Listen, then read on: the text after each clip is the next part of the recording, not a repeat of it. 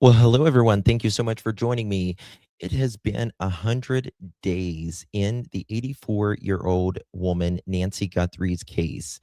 And tonight, the sheriff says we are getting closer. Closer to what and closer to who?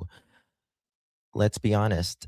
You don't say that unless something has moved. And there's a lot to talk about. Has something moved, or is he just giving us hot air? More to talk about on the other side of this. I've walked through storms in scars and grace. Smile through pain with a painted face.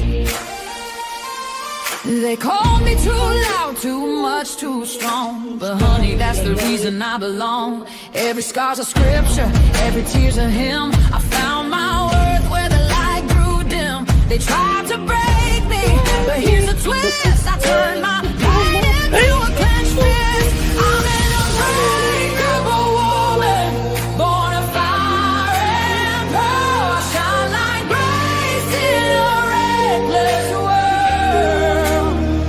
You can test my faith, you can shake my plan, but I'll rise again. Just watch me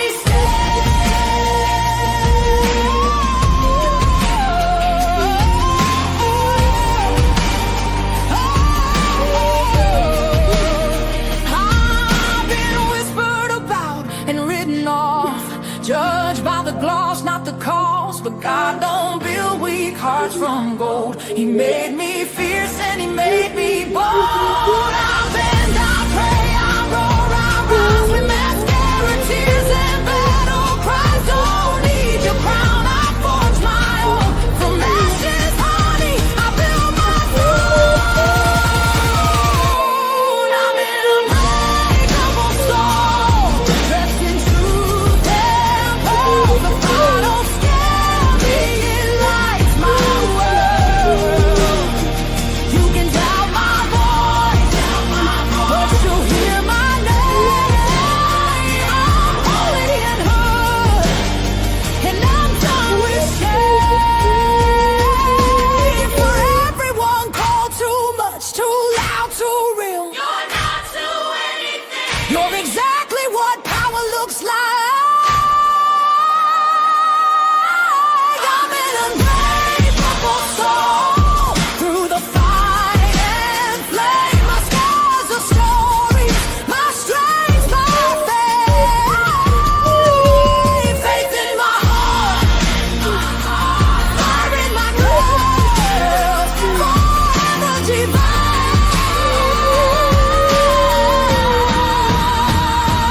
Clutch them pearls.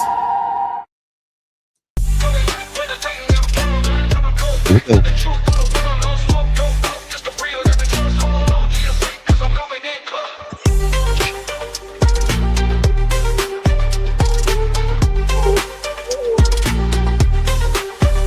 Coming in clutch, better tighten them pearls, dropping cold facts. Got the truth for the world, no smoke, no fluff. Just the real that we trust, hold on to your seat, cause I'm coming in clutch.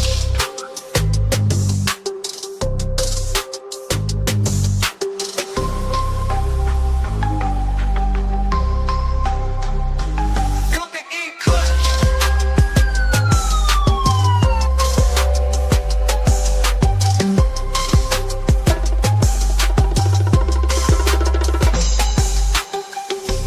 Coming in clutch, better tighten the pearls, dropping cold facts.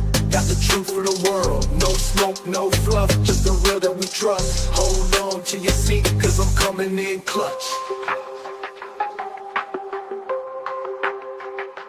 Coming in clutch.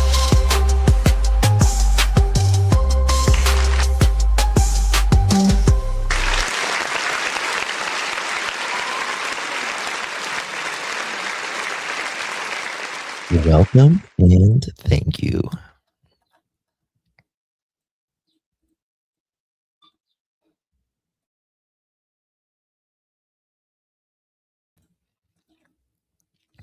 Well, hello, hello, hello, everyone. Good to see you all. Thank you all so much for joining me. Really do appreciate your time. You could have chosen to be anywhere on YouTube. You have a lot of options, anywhere on the internet, anywhere in the world, and you chose to be right here. I know your time is very valuable, and I do appreciate you spending some time with me.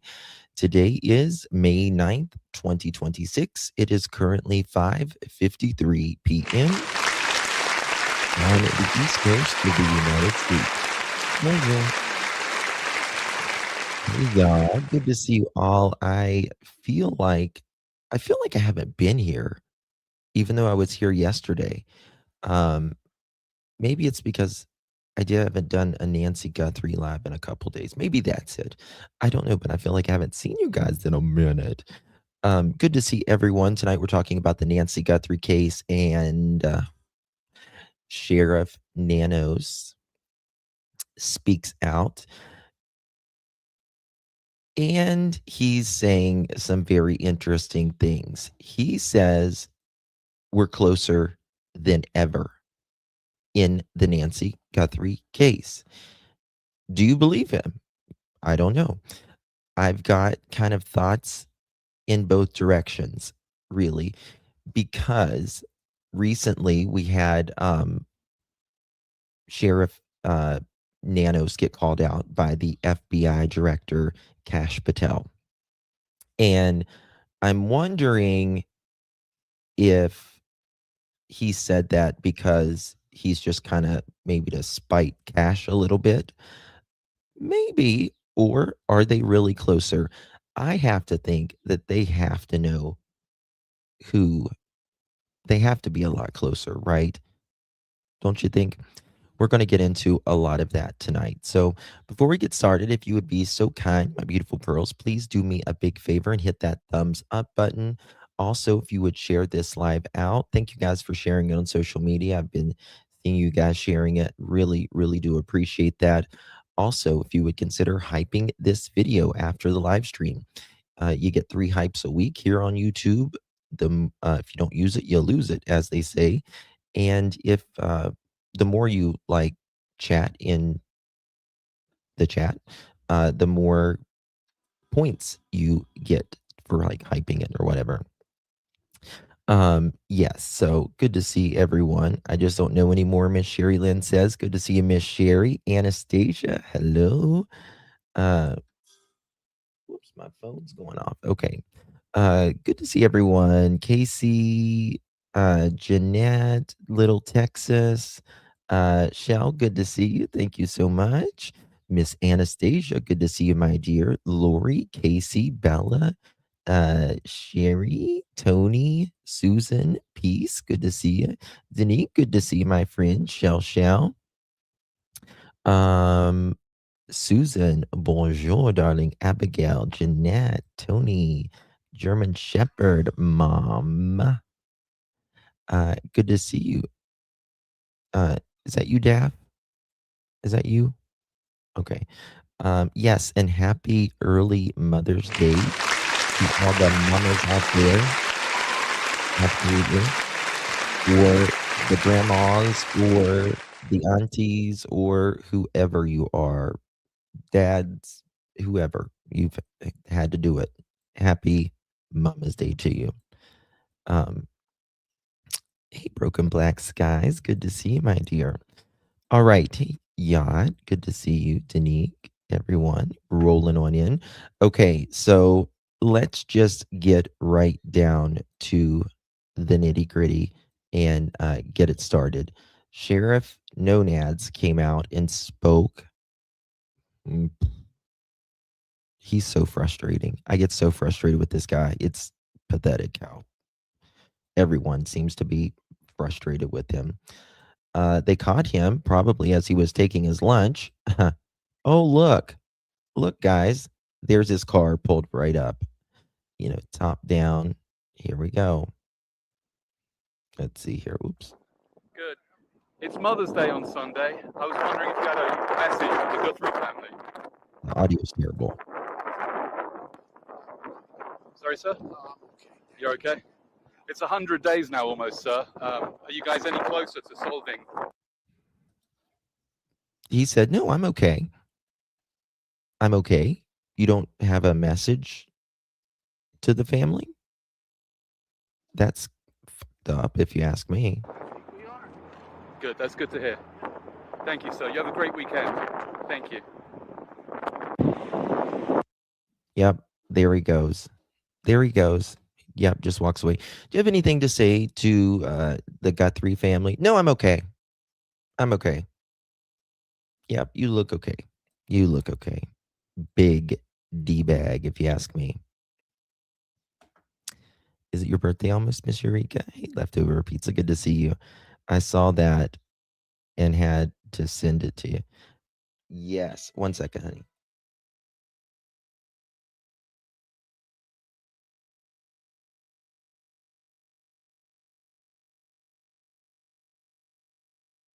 Sorry about that. Yeah. Can't believe that was his response. I can, because I think Nanos is pissed at the absolute world.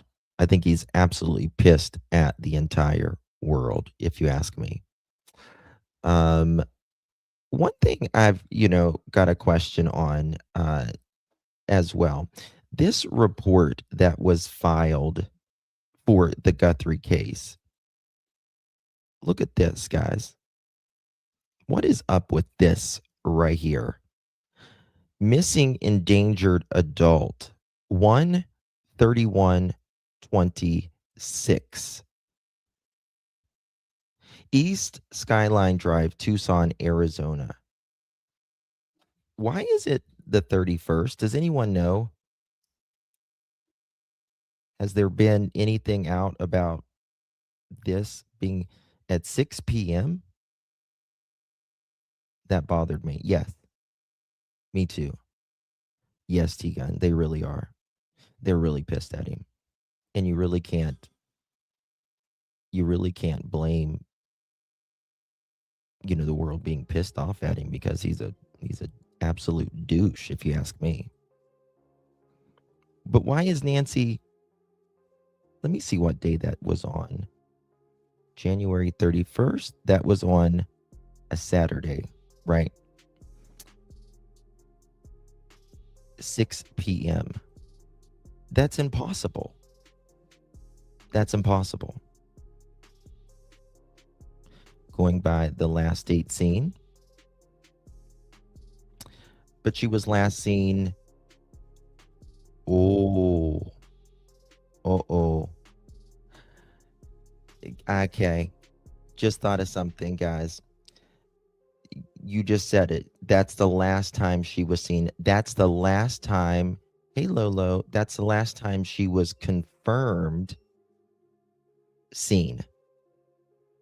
There we go. That's the last time she was confirmed seen in the lift. Hey, Amy. Good to see you, friend. I see you. Piece of Jesus, Lori. There we go. That is why. And notice how they're not taking Annie and Tommaso's account for that, right? Because they say that they took her home. Right?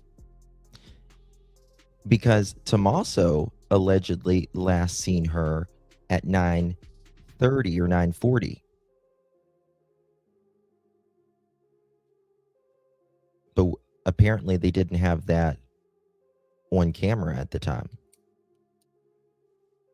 What do the church ladies say? They haven't really said much. One of her friends came out. I did a piece on it. Nancy Guthrie's friend came out and she kind of talked about Nancy and all that, but not very much. Come on, guys, hit that thumbs up. Thank you, Miss Denny. Appreciate you. Okay, so no proof she arrived home, only Tommaso's account. I mean, I'm sure that they would have proof now, right? I'm sure that they would have proof now, but at the time, the last time she was confirmed alive, seen publicly that they could reference would have been in the lift. Julie says, I don't think she went home. I think she passed at their home. The home was staged, in my opinion. There's a lot of people that think that. I don't know. I think she made it home. I do. But I do think there could have been tensions at the dinner, because I find, to be honest with you, that a little sus, in my opinion. You know what I mean? Miss Dolores, good to see you, Mama. Thank you so very much. Thank you so much, Miss Dolores. Appreciate you, my dear. So good to see you. Thank you, Mamacita, very much. Thank you very much. Please remember to tap that like button. Yes, double tap that screen or hit that thumbs up button.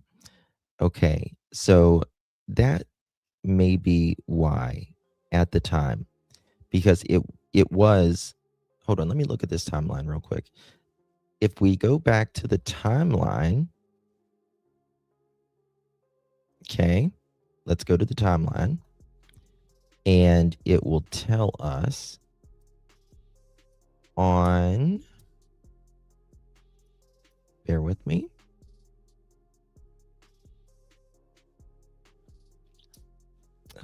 Is it up here? Let's see here. Might be down here. February. Okay. Here we go.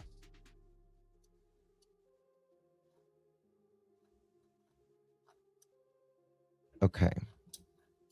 Is this the right case? All right. If we look at February, it would actually be January 31st. Okay. Yes. Look at this. Check this out. January 31st, 2026, 5:32 p.m., Nancy travels to local family member's home in an Uber. I said Lyft, Uber. So that would make sense. That would make a lot of sense, right? Last being seen at 6 o'clock. So they are not taking Annie and Tommaso's account for actually last seeing her. That's very interesting to me. You know what I mean? That's very interesting. Miss Lori, thank you so much, baby. Appreciate you very, very much. Thank you so much for your support. Really, really do appreciate you, my love.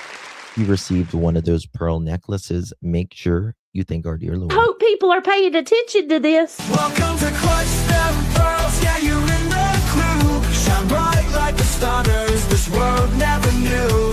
We're dancing, laughing all around this world. Hold tight, shine bright, you're part of a pearl.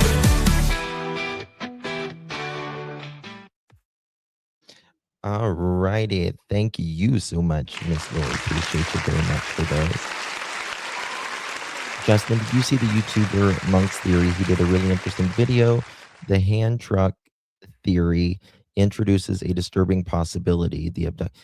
When you say hand truck, do you mean a dolly?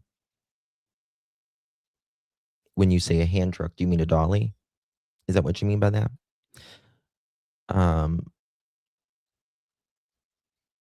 Some people call dollies hand trucks, so I just wanted to make sure. Like, she had a, I call them dolly. She had a dolly in the back of her house. If that's what you mean by that. She having trouble? Go out and come back in. Yeah. Yeah. YouTube's been a little wonky lately. Okay, so yes, that's gonna make a lot of sense right there. 5:32, Nancy travels to local family member's home in Uber. 9:48, Nancy's family drops her off at her home. Garage door opens. 9:50, garage door closes. they're not taking that into account. And I find that very, very interesting.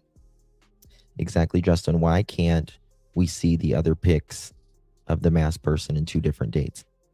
Yeah. You know what? I want to see. I'm just begging to see the Uber video. The Uber video is going to be so telling, in my opinion. How she got in there, which door she came out of, how long it took her to get in the car, specifically how long to take it for her to get out of the car. With the hand trucks have 4 wheels, lays flat. Well, so does the dolly. The dolly that she has as well, it lays flat as well. You can have it vertical, or you can lay it down and pull out the bar, because I have one exactly like it, and put it in, and it makes a hand truck, right? And that would be very similar to the back wheels. We've kind of went over that before. Has been saying for some time that Miss Nancy was wheeled away based on the tracks in the driveway. And that's the thing. Like, we've looked at extensively, yes, and the 911 call. Yeah. We've looked extensively into those wheels. But the thing about the wheels is, right, we don't 100% know that it wasn't something else per se. The way the tires looks like, it looks, ooh, I just thought of something. I wonder if I have that photo of that driveway. Let me see if I've got that photo real quick, because I just remembered something.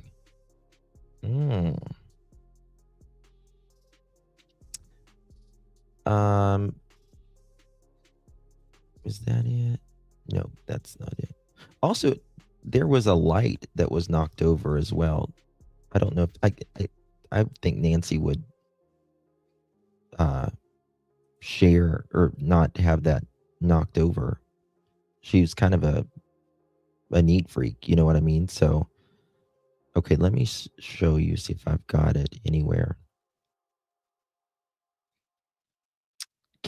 Can someone send me or email me a picture? Okay, never mind. I've got one here. I got it. Here we go. Guys, if you're just joining us, please hit that thumbs up button. Greatly appreciate you all being here.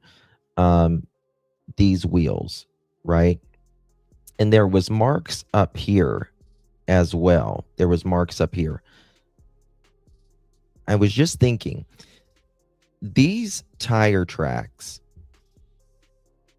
when you're heading out of the driveway, it looked like, in my opinion, that they turned left,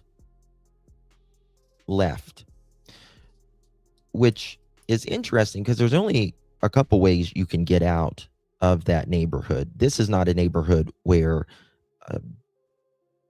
that someone's just going to pick someone randomly. There's a lot easier accessible homes that you could get to, right? I think we can all pretty much agree on that. Now, the neighbor in the back that was speaking about the his cameras being off on the 11th and the night Nancy went missing. He was saying before all of this took place, the evening Nancy went to Tommaso and Annie's, right down below Nancy's home, there's a little place you can park. And he was saying that there was a car that was just there. And this would have been during the time Nancy was either in the Uber or at Annie and Tommaso's. So it kind of makes me wonder. Let me go to Google Earth. Let me show you this. It kind of makes me wonder if, let me see here, if they were going out here.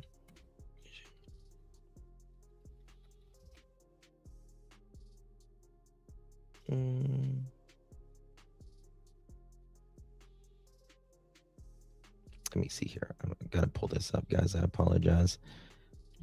Maps.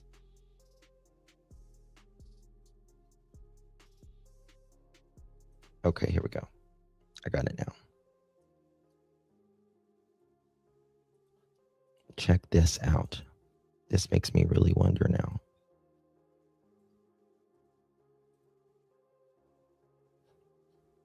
Okay, and it's going to freeze. Perfect. Let me refresh this, guys, 1 second. Oops. Whoops. Give me 1 second. I apologize. I want to show you all this. This is interesting now.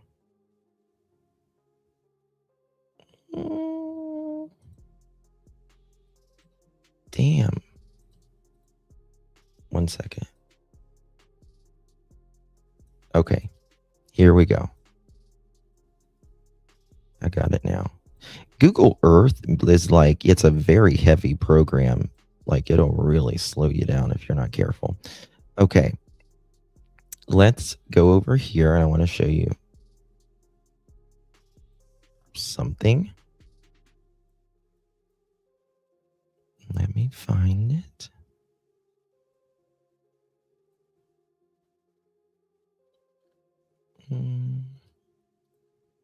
Might be. I don't know why it's slowing down. I wonder if the data from TNA's car didn't jive with the interview they gave. Good question. Good question, Cindy.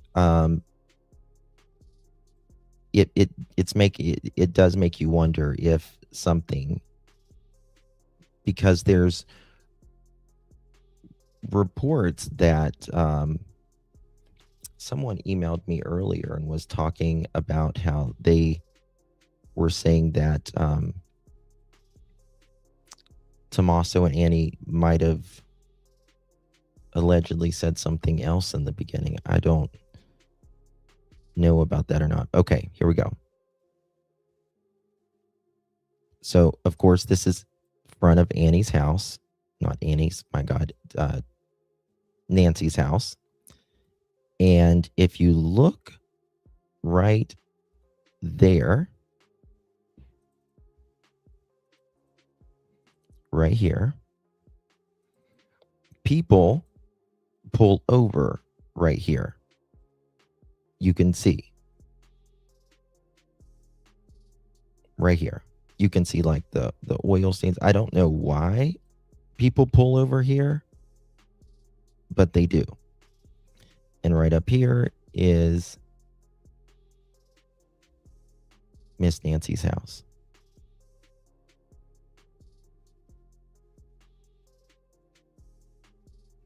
And if you look at the tire tracks from the tracks that we have, they're going out like this. So it's possible that they could have loaded her up and taken her down here. But to me, that would be very risky, wouldn't it? I mean, wouldn't it be less risky? Let's think about this a second. Wouldn't it be less risky for the perpetrator to pull your car up here and either put her in the back or, God forbid, the trunk, than it would be to wheel a cart down and carry her by the road or even down there? Right? And to get in and out of the car takes at least 5 minutes to get into the house or out of the house. It's I don't know. I don't know. The garage door, I think, bothers a lot of us. How far is the pull-off spot from Nancy? I can measure it. It's not very far at all. It's pretty close. Let's see here. All right, let's measure this. Right here. Okay, here's Nancy's. And this is the furthest part to her driveway. 174 meters. And that's, okay, we can do feet. 571 feet. So 500 feet. 191 yards. Not far. Not too far. But to me, that's a little risky to do something like that. They may have taken the risk, but lucked out and were not seen. Here's the thing. It's so dark. It's so dark in that area that are you going to be able to? I don't know. I just don't see them. I can see them going down here and parking, for instance, while, especially if it's set up, I can see them parking right here, waiting for her to go to Annie and Tommaso's if they knew she was going to Annie and Tommaso's. I can see them pulling down here and waiting for that, waiting for her Uber to leave, that kind of thing, right? But I don't know if you're going to wheel a hand cart or a dolly that far. And again, it's not an active road at night, right? Almost 2 football fields, right?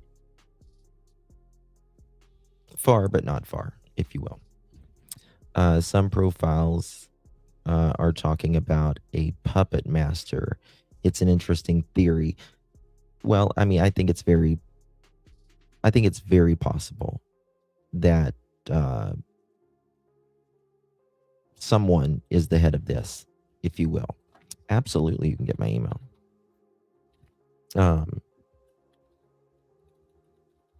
There you go. Drop my email, or you can text me, either one. Prop the back door open so you can take a wagon in and take her out the front in the wagon and make the wheel marks. Maybe. You know something? That's very interesting you say that, Sharon. That might be why the back door was propped open. That may be why. Because when you think about it, okay, look at this. This is where the hand cart is, right? This is where the dolly or the hand cart was. It would be easier, and again, the path of least resistance, for them to go through the back way. And that could be why it was propped open, those back doors.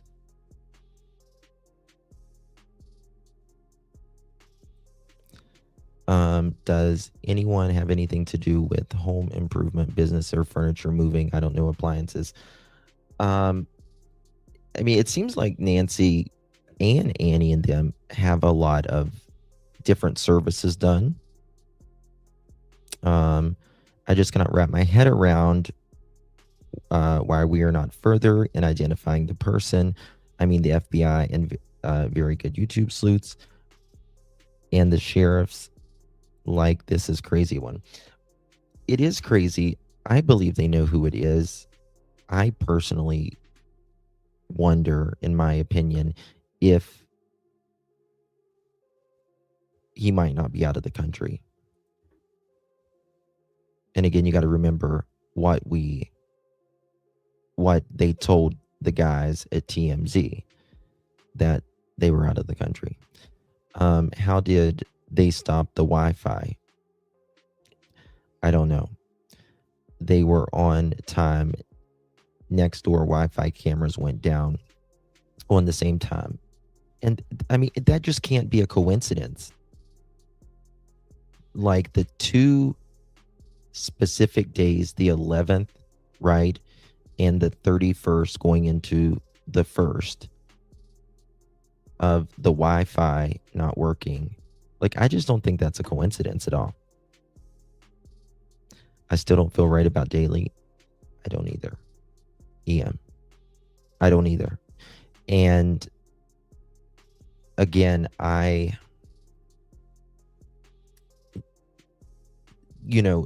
the interesting, and by the way, you know who we were looking at the other day, right? Has he been anywhere else? Has he, I don't know, showed his passport stamp yet? Has he? Asking. Anyone know?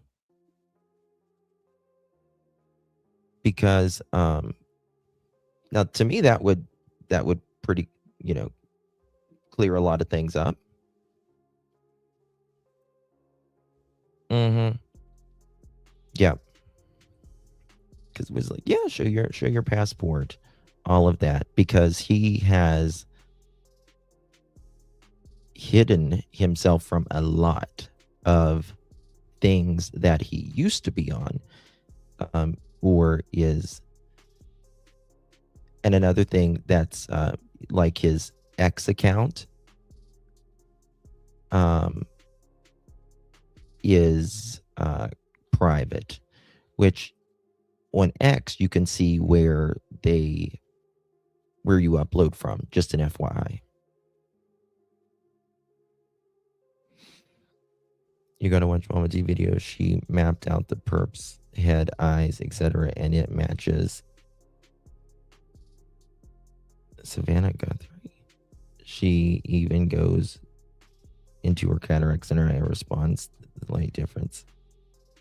Oh, I don't think Savannah has anything to do with this, honey, at all. At all. Zilch, personally. She was also having to get her ratings up to save her job. Who, Savannah? Save her job and had a dark SUV as well as 10 windows. I think Nancy is in a nursing. No, not at all. Mm-mm.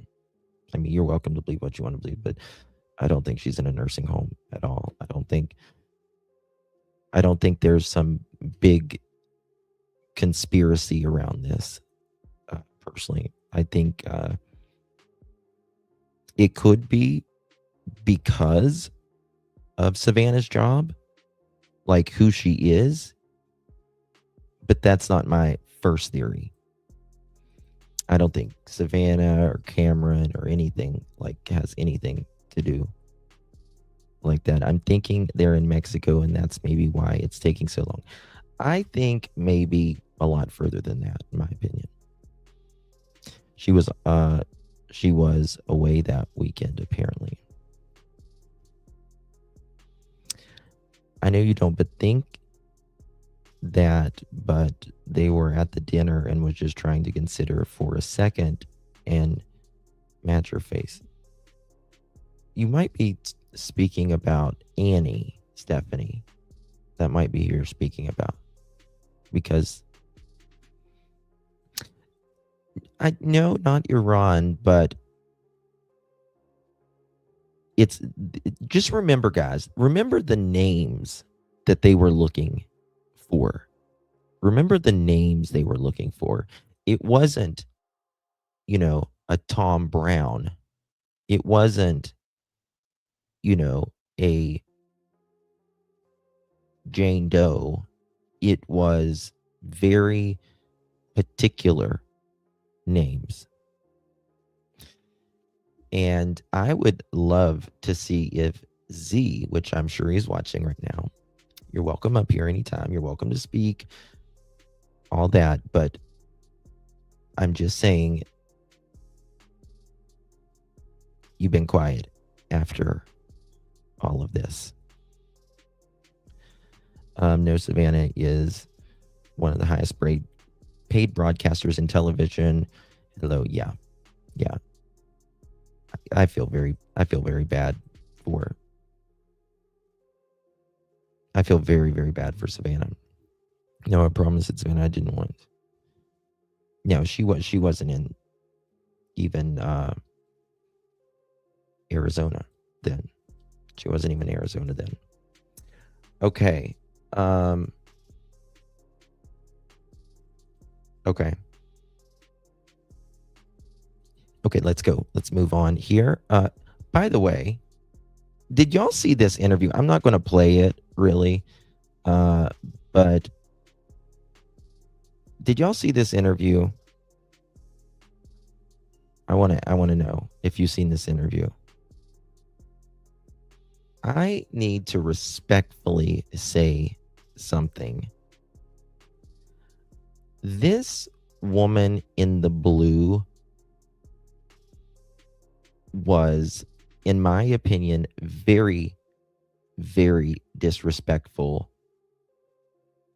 to Dr. Gary and I'm trying to think of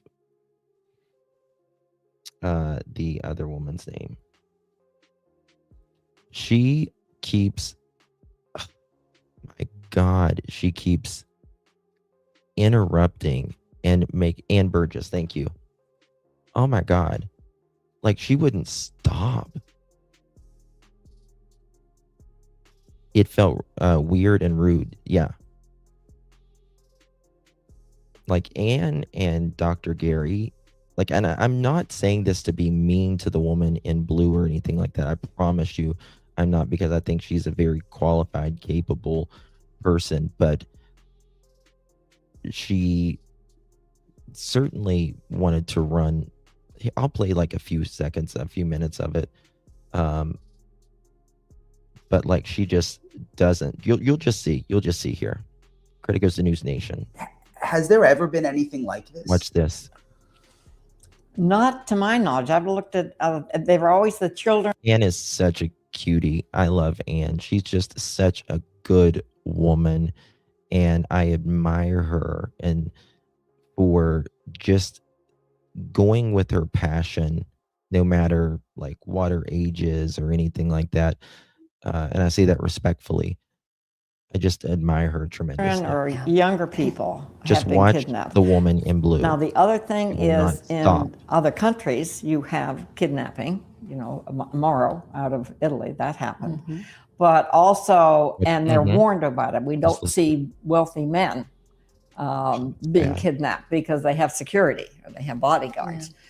Or they do get in, they are able to get away with it sometimes, but no women, no elder Very women. rarely. I think the closest was a woman in Norway, but it was never solved. She was never recovered, and the police have kind of said, well, we think it could have been the husband, which is where we get this theory, which is so remote that it is always a family member. That's true with children. But when you're talking about an elderly person, the closest one I have is a case of a man named Harvey Weinstein, not that Harvey Weinstein. In 1993, he was a businessman in Queens. You might remember it. He was kidnapped, and a relatively wealthy businessman, but not like millionaire, not like the Heineken, CEO who was kidnapped and they paid a ransom and got him back.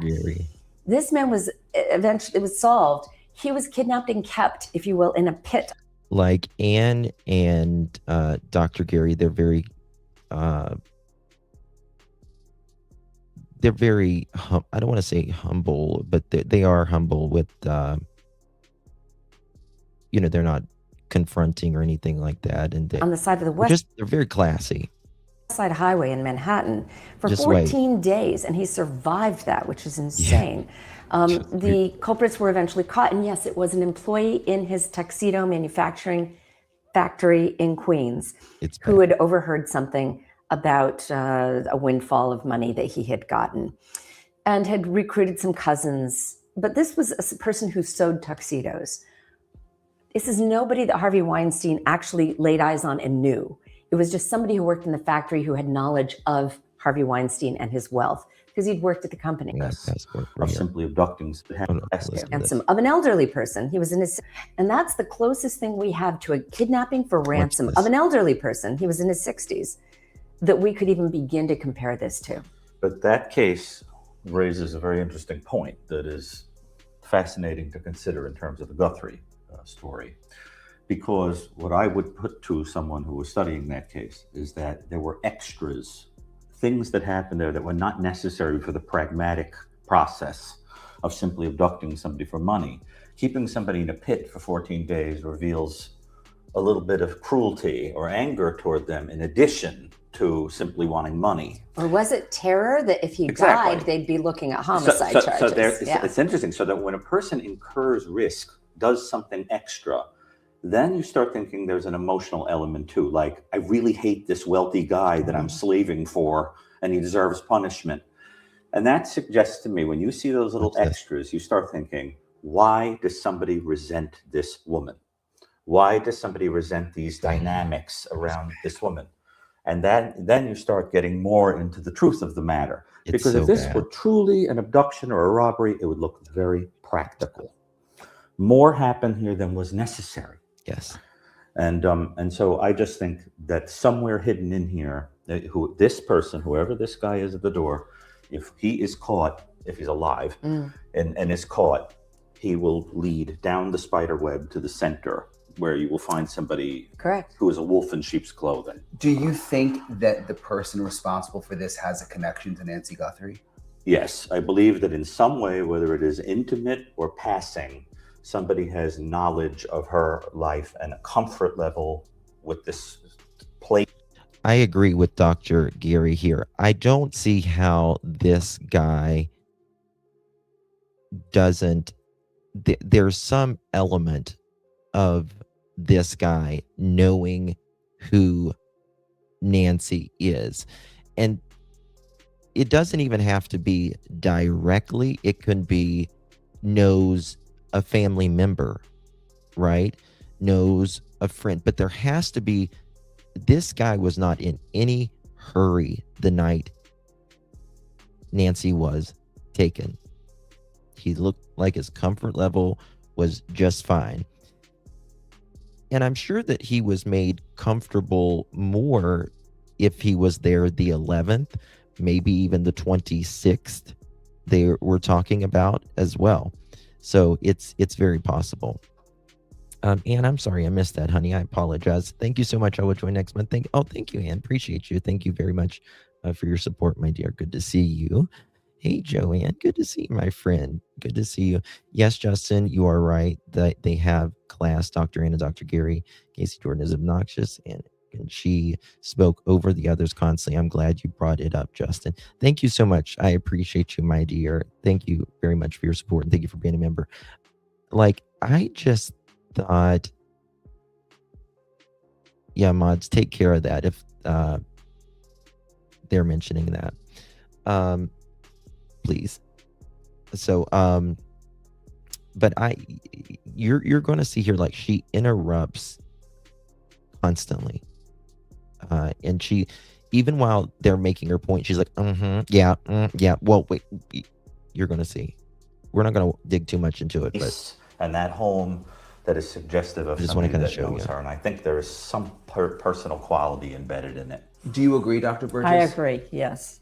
You think it's someone that she knows in some way, or that knows her in some way? Knows her in some way. Yes, I don't think correct. that, I wouldn't think that she's trying to butt Nancy in Guthrie knew this person. I don't think you'd have the crime scene that we know happened, that she was bleeding from, so something happened. No, I agree. This person knew her. I don't think she knew this person. Knew of her. And it could have been, we have to consider, it could have been somebody who saw her on the Today Show with her daughter, Savannah, maybe not even have met her. Could have been an Uber driver that she didn't leave a big enough tip for. Could have been any of hundreds. I mean, I think it could be even, I mean, listen to this. I think it could even be a conversation of, let's just say, two guys riding down our street one day, And they said, oh, I worked in that house one time. Did you know that that is Savannah Guthrie's mom? Yeah. And that it could be something even as simple as that. Oh, wow, she's loaded kind of thing. Right? I think the porch guy is absolutely alive. Absolutely alive. Absolutely alive. What about a church member? I mean, there's been people unalived in churches. You see things all the time that happen in and around churches, and things happening because of the church, if you will.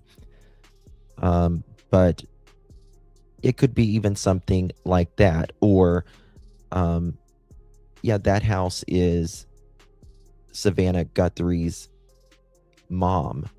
My mom knows her, or whatever. Or I used to go there all the time. It could be even something like that.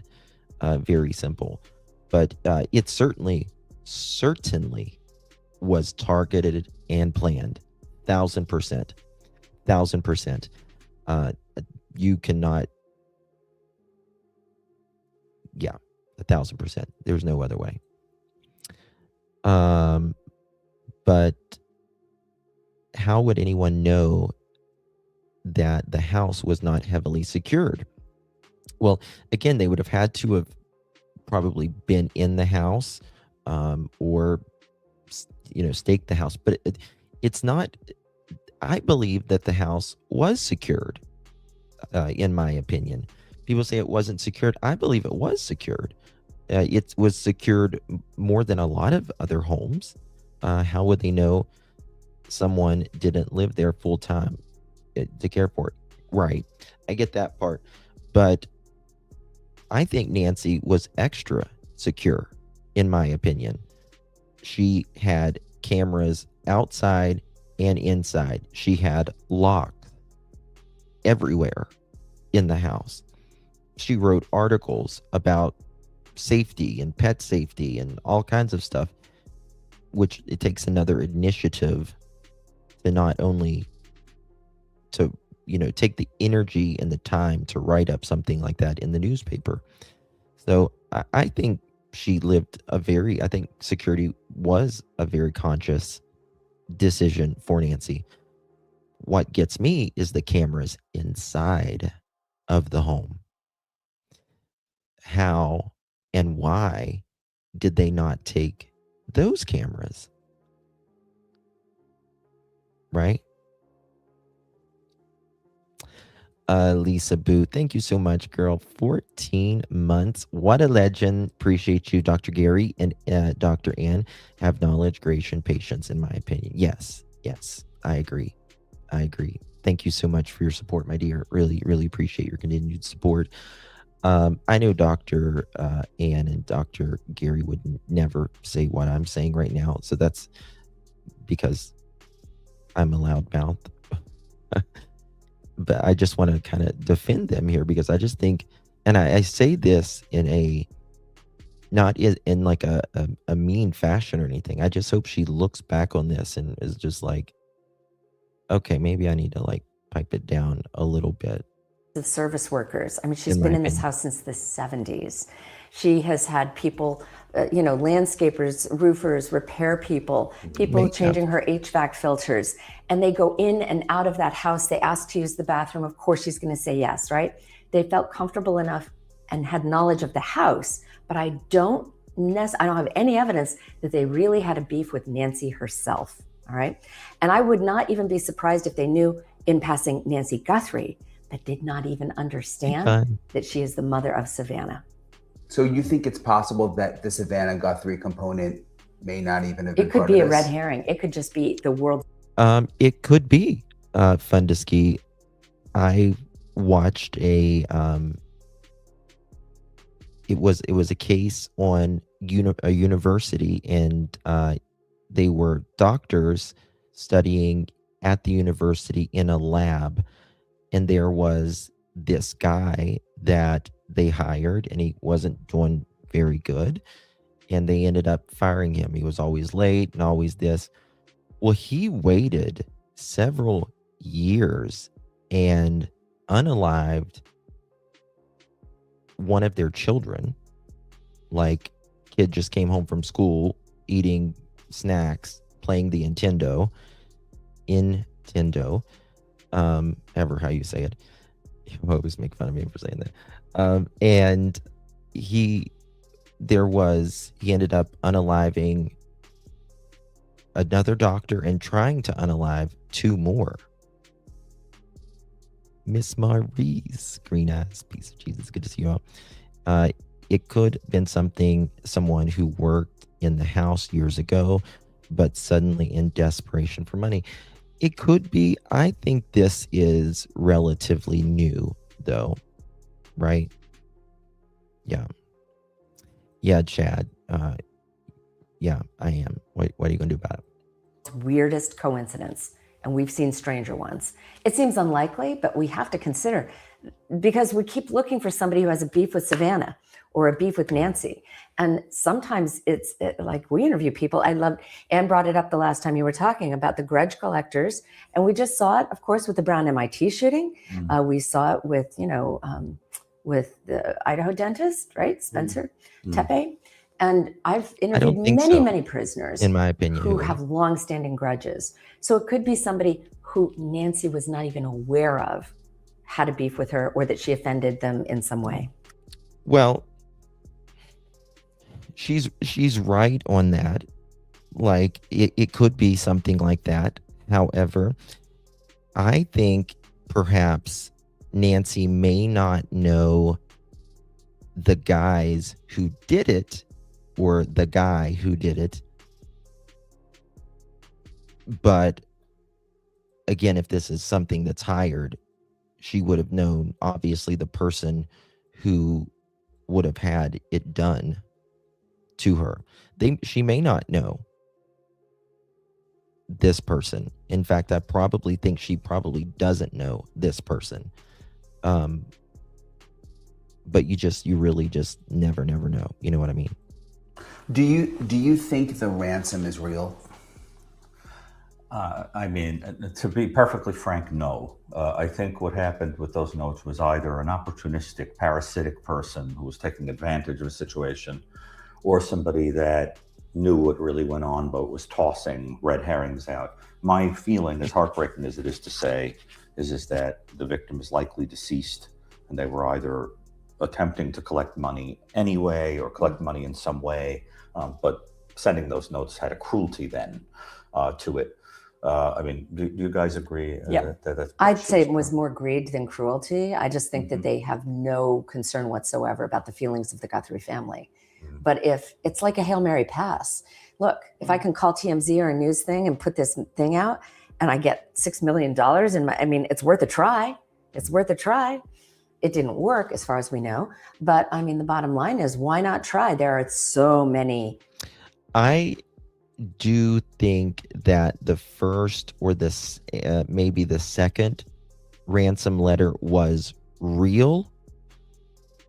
But again, if you look back, they say time is of the essence in one of them. The next day, time is no longer of the essence. And we don't know everything that is in those letters. Again, Savannah said, after time is no longer of the essence in that letter, we hear you and we understand, but we still need our mother. And there was certain things that has still not been released to the public today that's in those letters. So I do believe the first and the second one was, I think, in my opinion, it was done. It could have been done, just to get the $6 million or whatever. Or it could have been a way to throw them off, try to throw them off. Or it could have been, this was the original idea. I knew who Savannah's mom was, and things just went really wrong really quickly. and did that.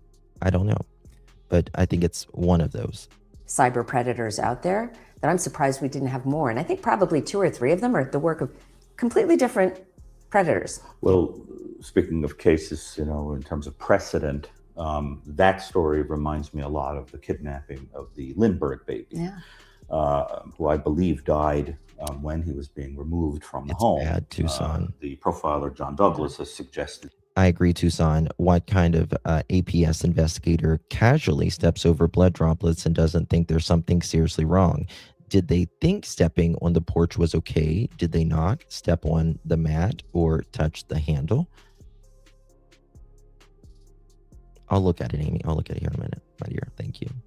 I think the ransom note was an afterthought. I agree. I don't think. I think it was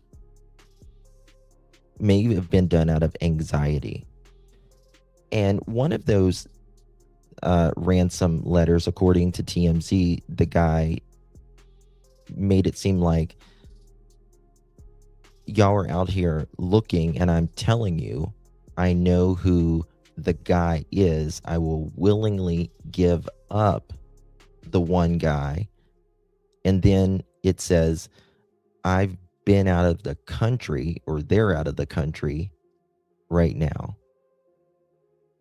And again, that's why I would like to know if Mr. Z has shown that passport stamp, because in my opinion, I don't believe him that he hasn't been in Tucson since 2019. Just my opinion, though. That when the child was taken in a duffel bag, coming down the ladder, that there was the death occurred, and then he tried to, if it was Hauptmann, some people don't think so, tried to collect the money anyway. Not to mention attachment forever to a famous person, which is a little bit of a secondary motive that sometimes happens. Because what happens when you target a celebrity or somebody tied to them, we don't know, is that forever, you look in the encyclopedia, and you look up the well-known person, the name of the offender targeted them is attached in eternity. Yes, Ann, and be prepared to go international. And Mr. Z, I call him Mr. Z, he said something very interesting. He said, I asked if it would be okay for me to come back there. I asked if it would be okay for me to come back there, meaning the United States. Why would you ask that if you have nothing to do with it? You should be, that's a silly question. That's a silly question. Of course, it's a free country. In perpetuity, you can't look up Abraham Lincoln without seeing John Wilkes Booth. Right. And so you get this parasite quality that also can happen with some of these people. And I wonder also about that if attention seeking and resentment of somebody's notoriety is not embedded somehow in this story, in the dynamics surrounding this story. I think if that were true, we would have seen a lot more cat and mouse game in this. It's true. It's possible. But one of the problems we have is just legitimizing the communications. Right. Because it's just so easy now for anyone to send an email, an encrypted email to TMZ, and we'll watch how much manpower and hours and resources is spent just trying to figure out which of these is legitimate and which one isn't. Well, and why would the ransom notes be sent to the media? That didn't make a lot of sense, I don't think. Which is why I think they're not legitimate. Right. Yeah. No, I think they just wanted to get it in the media. Yeah. I agree. It was less about a real ransom and more about the attention, you think? Yes. Puppet master too. Look what I can do. I can turn the whole media on its head for the next 24 hours. Look, TMZ is taking over, and they're it's like, look what I can do. Mr. Z also follows TMZ Tucson. You are the marionette master, and the media is the strings, and then the public is the marionette because we're all scrambling for the information. It's very power control initiated when you do hoaxes like this. The one note that was very puzzling, and I believe I don't Savannah know her said in name. an interview that she thinks it's authentic is the one where there was almost an apology that saying something like, Listen. I'm sorry we didn't expect her heart to be that weak. You know, that kind of thing. And I found that to be very out of character with the type of person. Oh, really? I didn't know that. Hold on. What? There was almost an apology that saying something like, I'm sorry we didn't expect her heart to be that weak. You know, that kind of thing. That's interesting. And I found that to be very out of character with the type of person who. That makes it seem like this is just for ransom and it went south really quickly. Who would do? I mean, you could tell Nancy was aging. Her health was declining. You can look at the photos in just the last year or two of Nancy, and you could tell her health was really, really declining. I have seen the lady in blue before. Yeah, I don't know who she is. I can't remember. This, yeah. I mean, and that's a piece of information that was out there in the news, you know, that she had a weak heart. So I think that was just, as you say, the cruelty of a hoaxer. Unless there are multiple people, and it depends on which one made the comment. Yeah. Right. But I think when we put our brains together about it, put our minds together on it, I think we wind up with something that is likely in one of two buckets, right? Either an abduction attempt, financially motivated, that went south. Kidnapping. Right? Kidnap. Good old-fashioned kidnap, right? For ransom. For ransom. Yeah. That didn't work out. Yep. Perhaps she passed away and they figured, well, now what, you know? And the second possibility being what I've called an elimination murder, where the entire thing. Yep. What would be the motive? What could Nancy be an obstacle to that somebody would want to? Because I call them expeditious murder, but you're expediently eliminating somebody. I'm trying to come up with a scenario where you know, go ahead, spitball on this. I'm really curious. It's complicated because, I mean, I think the big ones based on the statistics would be money. Somebody, you know, the old who benefits, right, financially. We have to wait and see. The second possibility is she knew something. She was a witness to something that could have gotten somebody in a lot of trouble. Another possibility is she was an elderly woman and that she was a burden in terms of caretaking. That's a possibility, although I don't mean to cast aspersion on anybody involved in her caretaking. Right. It's just a common reason why there's... Yeah, I kind of spoke about that in the past as well. It's very difficult in caring for anybody, elderly, you know, special needs, anything. And it's mentally, physically, emotionally draining. And I did mention that, like, if one thing Savannah said in her interview, and I'm paraphrasing, not verbatim, obviously, but she said something to the effect of Annie and Tommaso they were her caregivers, and they had been trying to get her to move or something to that effect. I need to pull it up. And they were speaking about how Nancy wanted to stay in her home, right? Could have been friction there as well. You really just don't know. Elimination of a person. And another idea is that there may be dynamics in play in terms of some grudge or some reason why somebody was furious at her. Or he said something like she wanted to stay in her home, or she likes to stay in her home, but they were her caregivers. Resented her, and she may not have even known it. Yeah. Well, Dr. Burgess, you talked about retribution. Right. Could the retribution have been towards Savannah and they take it out on Nancy? Yes, I agree. and I think and that works Money. because it does make the person that they really are angry at feel terrible. And I think that Savannah has said that. So you have to, and it doesn't have to be Savannah. It could be somebody else in the family. Mhm. We don't know. Absolutely. We have no idea. I'd look at Nancy's will. Were any changes made recently or certain details discovered recently? Was one getting more, one getting less than the other? Yes, they did want to take her POA, thus access to any dollars. It could be, it could even be something like Nancy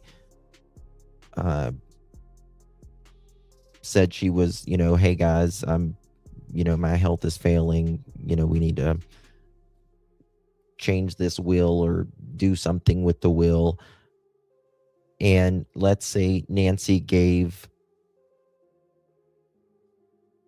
one of the kids money throughout, like a recent or even semi-recent, a significant amount of money. And Nancy, for instance, wouldn't give them as much in the will. It could be something like that. It could be, for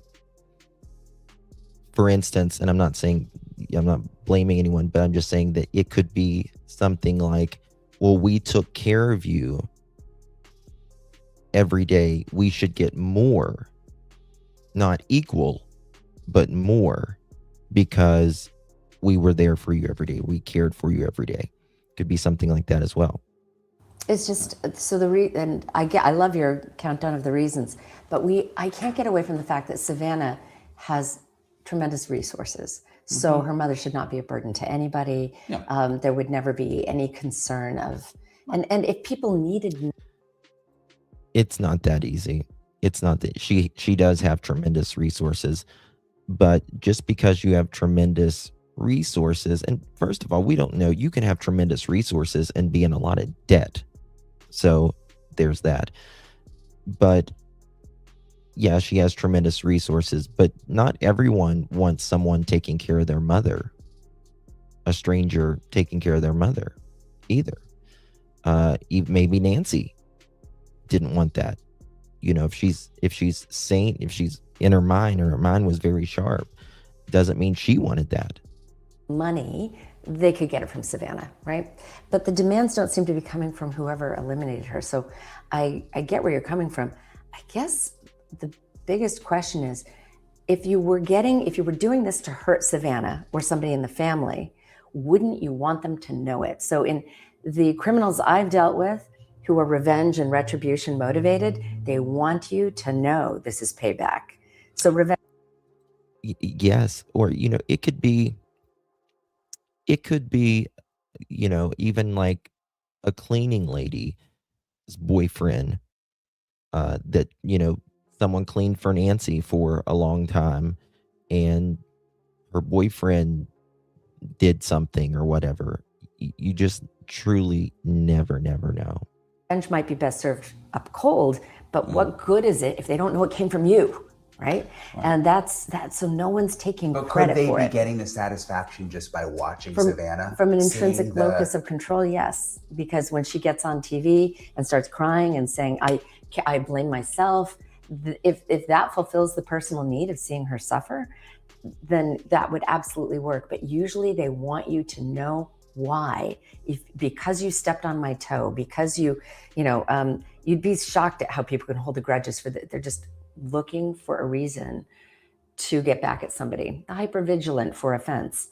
And look at Ohio. They want you to know. They want that moment where they're like, this is because of what you did to me. And we're not seeing that. Now, there's a lot of self-control to keep that a secret. Right. Or they want her to have to go back and think, who could be doing this? And more psychological torture. Absolutely psychological. Yeah, could be. Well, to me, the evidence suggests that if there is an elimination going on here, I think, first of all, it's important to emphasize that there's been a clearance of the closest people to her. I think the burden possibility is the least likely in the list. My sense is that it would have been one of the more pragmatic, like financially driven, of the reasons for doing it, and the emotion. Money. Right. It's interesting, and then the emotion stuff sort of leaks.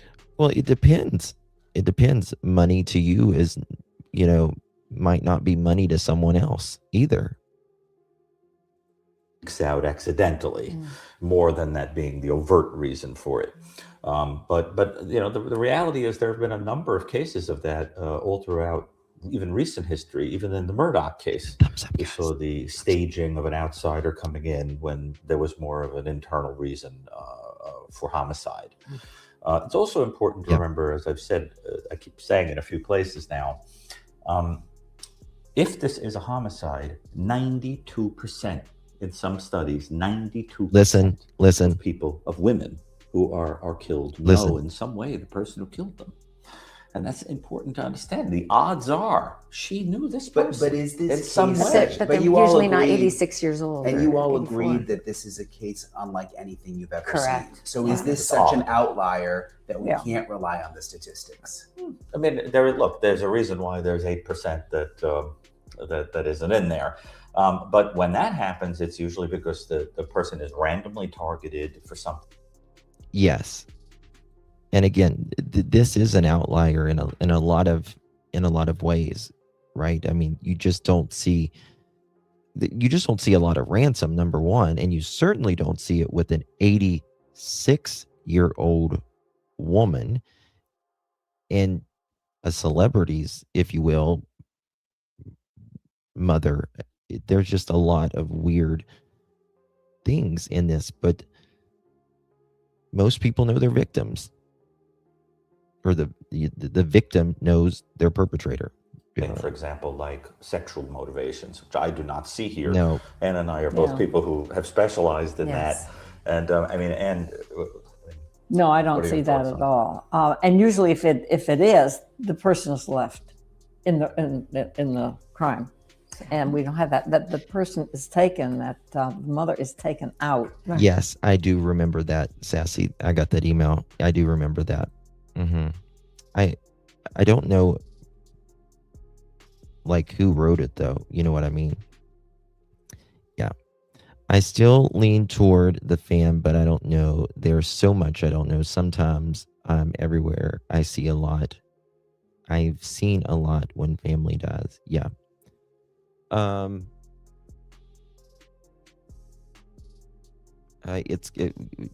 Whoever it is, it has to be someone close. It has to be someone close by, in my opinion.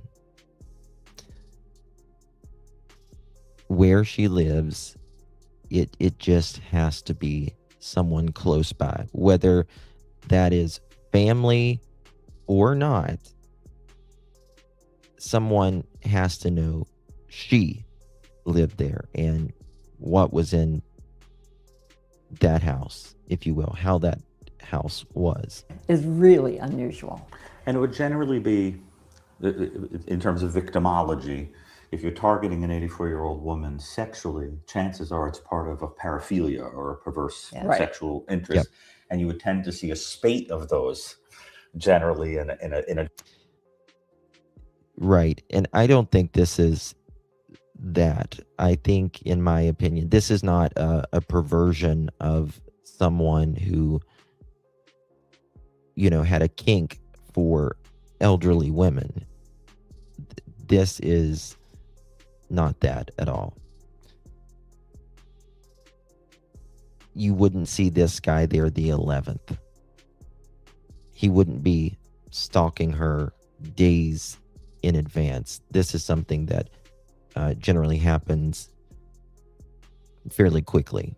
Geographic area, unless somebody is like Richard Ramirez, the Night Stalker, where they're targeting anybody who happens to be there when they break into the house, right? And it doesn't matter how old they are, because his victims range from children BTK to elderly. Well. Right. It can happen, but I just don't think so. No. And I also don't believe that any of the DNA is coming from fluid or anything like that, semen or anything like that would have been like, I think that one is sort of off the table, right? And I think it's important what you're saying, that we don't really know if anything was taken. But if nothing was taken, I mean, it's hard to see this as some stranger who breaks into the house was described to absolutely. me as impeccable, that it was clean, that nothing was taken, there was no sign of a struggle inside. Oh, a confrontation may have happened before anything could get that far. Yeah. So. Yeah, I don't believe anybody's been cleared, in my opinion. We know she's hard of hearing, and I know we run through, everyone's like, oh, you're speculating. That's what you do in this line of work. Yeah. My sense is that if somebody was in there for 42 minutes, it was partly because they were staging the flower pots with the door and the whole thing. It is important to remember that it is entirely possible, although far...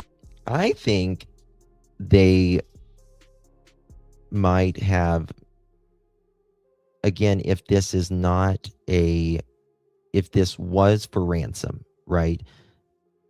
If they were in there 40 some minutes, first of all, they had to know cops was not coming. But if they were going in there strictly for ransom purposes and it went south quickly, they may have had to come up with a plan B and was freaking out there. It is entirely possible that this is not really the crime scene.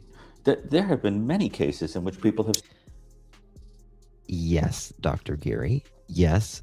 And again, at the beginning of this live, I showed you guys where they were saying Nancy in the report that she was last, let me find it here, missing endangered adult.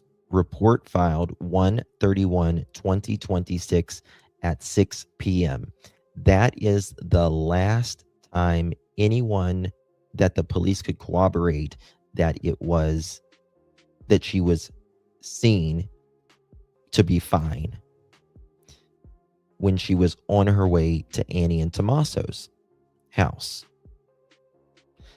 They did not say 9:30.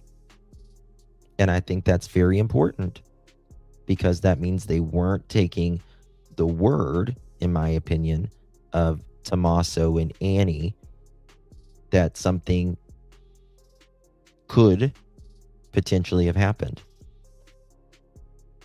When she was in that Uber, that's the last video that we have of Nancy. That's it. From 6 p.m. to 9:30, that's 3.5 hours that something could have happened in that time. So listen to Dr. Gary here. Staging the flower pots with the door and the whole thing. It is important to remember that it is entirely possible, although far out there, it is entirely possible that this is not really the crime scene. There have been many cases in which people have staged blood and a break-in. It's entirely possible that she was eliminated elsewhere, and then somebody goes to the house and makes it look like... I think she was at home. I do. I think she made it back home, but it is possible. She was taken from that home by leaving the door open with the flower pots and sprinkling some blood in a way that makes no sense because there doesn't seem to be anywhere else. That is a possibility that has to be considered. And then what you wind up with is a situation where this then shifts to a much more sophisticated and scheming kind of a character that is behind this whole thing. And so I have never taken off the table that possibility. It is less likely because it does appear to me from the photos that I've seen that there is a clear trail that goes to what probably was a vehicle, a pickup vehicle in the driveway. But technically, I'm aware of many cases where people have staged blood. Sure. Yeah, certainly. That is absolutely right, Nancy. The whole narrative was given by A&T. How do we know the truth? And that's correct. Everything that we know, we have been told, right? And that goes from technically the time she gets in her Uber and she arrives at Annie's. After that, it is nothing more than their account. It wouldn't be difficult. You would just need a syringe or something that can make droplets that look aspirated like that. Look like they've been perhaps coughing. Yeah, look, because the blood looks like she coughed, like it was from coughing. Is staging a crime scene common? Does that happen? Yes, a lot. Yes, a lot. More and more. I don't think it, no. And especially to the other motive is look what I don't think this is staged. he's doing to the whole world. I mean, people stage it, but I don't know. I Yeah. don't know about that. Everybody's what happened, and he can enjoy that vicariously. He gets satisfaction in that. Absolutely. A person probably watching many of the podcasts. Probably be watching this one. Yep. I guarantee you. he's There's watching it. certainly a narcissistic element embedded in here, clearly, and probably moving beyond that into somebody with a If more you could do it from a psychopathic syringe, quality, not to mention and it some would sadistic still have air in cruelty it. in there. Whoever did this, as I said, there are signs. You're talking of about the little puppet extras. master. Talking about the puppet master. Yeah. And the person at the door has this remarkable. I think this is the thing, Cosmic, that and I know that can be a little frustrating, but sometimes I think you have to believe your family. You know what I mean? Like you can't even comprehend a family member or someone your mom knows that she entrusts could do something like this. You know what I mean? It might be just too painful, even. Coolness under pressure.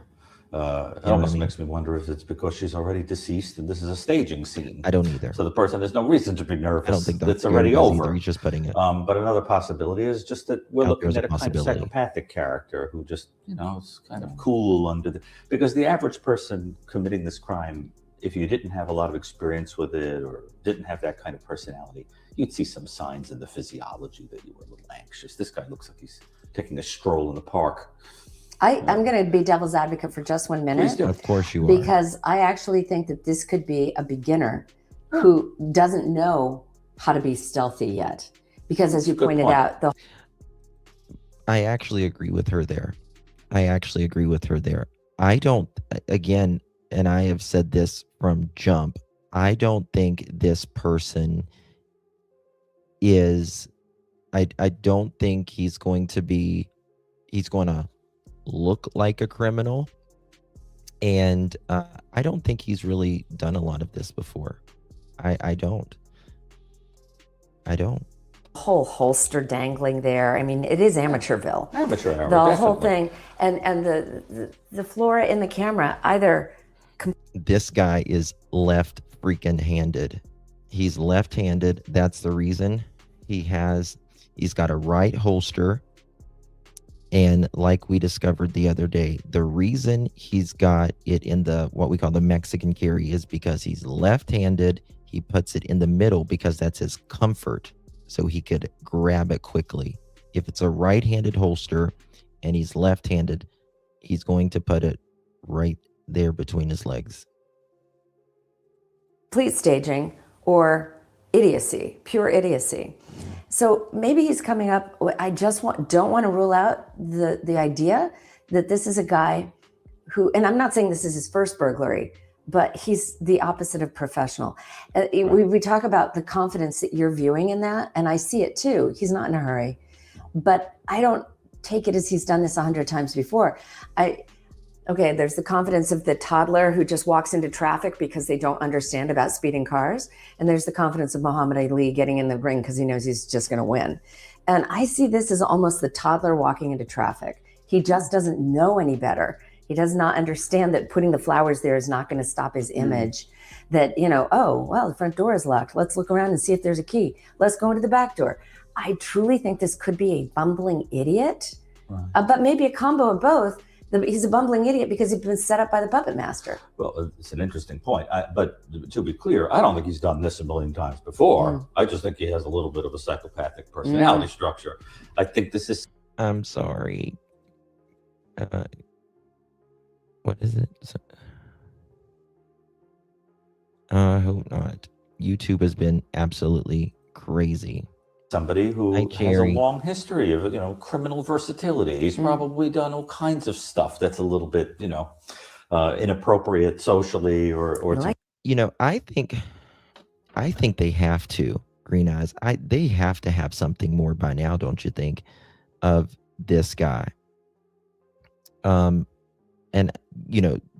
if we listen to Sheriff Doofy, he wasn't going to put anything out of this guy, it seems, because Cash was the one who put it out. I think he got pissed about that as well. I wish Cash would put more video out or more pictures or something.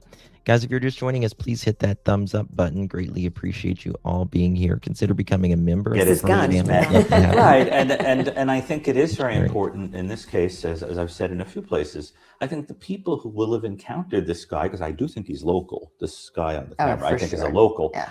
The people that know him are not going to be the local Boy Scout leader and the head of the church. This is going to be characters that are on the outskirts, the demi-monde, the people who have criminal engagement. And as I've also said, the guy has a very characteristic way of moving his body. And if you think of anybody that you know in a mask, you'd still recognize them in the mask. Yep. Somebody is going to know this person's body movements and the way he looks locally. And we all have a community, right? We all have a community, and people know us in our community. They have to know who this mofo is. But something that, in my opinion, would hinder this masked person, if you didn't grow up in this community, if you, how can I say it? If you travel a lot and you're not really, a strength in the community, if you're not really well known in the community, if you go from country to country. I also think it's possible that this guy has been arrested before. He's already on the radar in some way. Not serious enough for him to be in CODIS. Well, that's a good point. That's it. That's right. That's right. That's a very good point she brings up there. Not in CODIS, which tells us, in my opinion, that this guy is not a career criminal. Or he's just really good and he's never been caught. Prowler, petty which is why I'm not ruling out the larceny thing. So he looks like a low-life B&E burglar. Let me go through and ask you, and there's a lot we don't know, obviously. We don't know what's happening on the inside. We only know what's on the outside right now. But if you were working this case and you had to go to the agents and give them the profile, what would you tell them to be looking for? Almost impossible for me based on what we don't know. I need to see the crime scene. I need to know a lot of answers to my questions about egress and what evidence they have. And it's very possible that a lot of what we needed to know was, if you will, bungled by really releasing the crime scene back to the family within days. I always thought that was a misstep. And what's wrong, Leslie? When you're trying to profile somebody like this, you have to just start with, what is the motive, right? And we've talked ad nauseum about what the motives could be. Text me, Leslie. If this is not a kidnapping for ransom, for profit. Sammy, good to see you, love. 16 months. No. That's the only if they found DNA is the perp, and we don't know that. True. So, I mean, I think that they have the perp's DNA, though. They seem pretty confident. We know it's not any of the family, right? We do know that. And they found a hair. The FBI found a hair. It could be, someone that's worked in the house or whatever. Don't worry about it, Justin. It's me. No, baby. If something's happened, just let me know, honey. Okay. Everyone should always feel welcome here. Okay. If it is personally driven They're in here every day. by a need for power, control, for making the family suffer, for some kind of masochistic thing, you are going to be looking at somebody with an antisocial personality disorder for certain. I'm going to tell you this guy. I'm just going to tell you based on what I know about this kind of prowler burglar who, as Gary points out, probably has some kind of minor league record, but it represents a fraction of all the stuff that he's actually done. 27 to 28 years old, definitely lives locally. She says 27 to 28 years old. What do y'all think? Enton has good hair. He does have good hair, doesn't he? Hey, Deb. Good to see you. I think he's older. What do you guys think? What age range do you think? I think 32 to 40. But I would say 30s. I don't think 27, 28. Probably not there anymore. It's a fraction of all the stuff that he's actually done. 27 to 28 years old, definitely lives locally, probably not there anymore.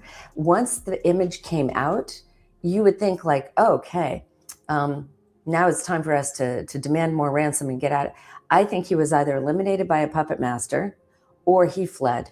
And I'm not saying he's Mexican, but it's the closest border, and that's where he would go.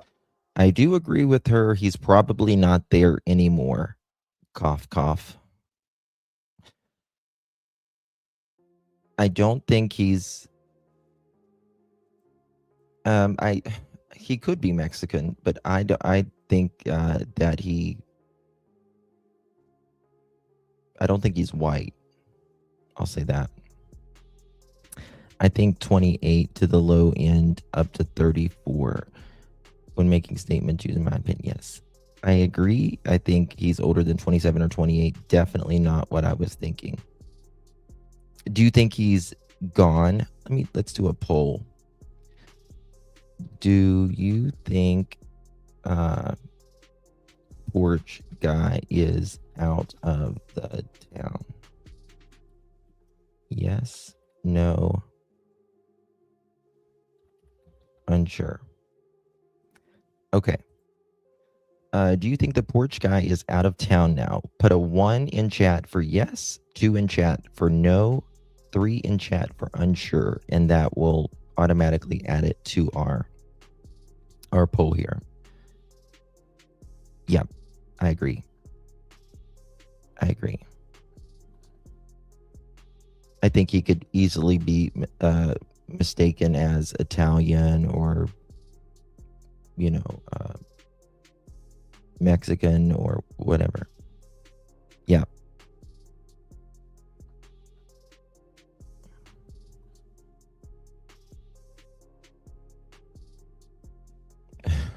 Oranges. I know the feeling. So 77% of you guys think he's out of town. 14 say no and 10 say unsure. Just to get away. When that moment comes up and they're on that TV screen, they become like these terrified little rabbits, totally panic-stricken. All of the cockiness is gone. I agree with her 1,000% on this. 1,000% on this.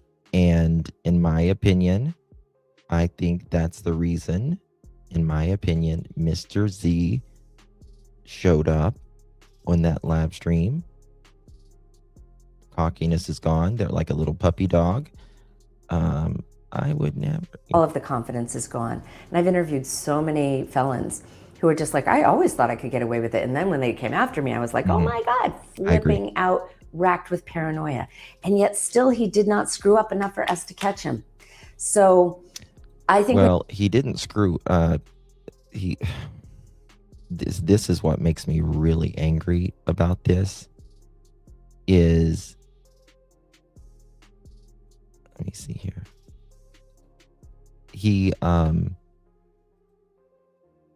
If Sheriff Doofy would allow the FBI in there, and someone that's the head of homicide that has actually solved a homicide. You have to go back, instead of looking at what kind of personality does he have, to the grassroots investigation.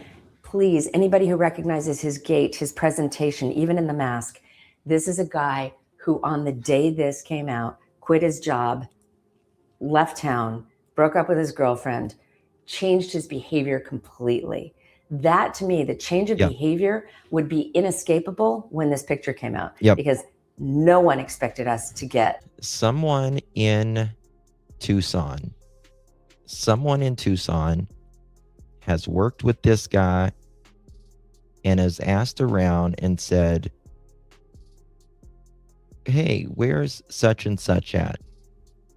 And they're like, oh, he left town, or he moved, or something. They have to know. But they may be even doubting themselves. These images off of the deep web. Thank you, Google. Yeah. Yeah. Dr. Burgess. The only thing I'd add there is to look for anyone that wasn't working. Yeah. That was just doing odd jobs kind of thing. Like you can pick up people at the local store to come do something. Day You've probably laborers. given maybe $100, hey, go do this little thing for us, and act kind of silly. So is there something that people would notice that not only, and then of course that they would look at this and say, oh, well, that certainly does remind me of so-and-so. He's young. I think that's young, but I think there's somebody else behind him. I agree that your puppet masters, where are you going to find him? I think Do you believe there's a puppet master? I think so. that if you think about the two main ideas that we're proposing, either an abduction for money that went south, or somebody behind the scenes with a more nefarious motive than that, who is staging it to look like an abduction, where it's really just a homicide. One way or another, what you're dealing with is somebody with some sort of cruel, sadistic, scheming kind of personality. And you do not develop that kind of personality overnight. You tend to have a long history of being that way.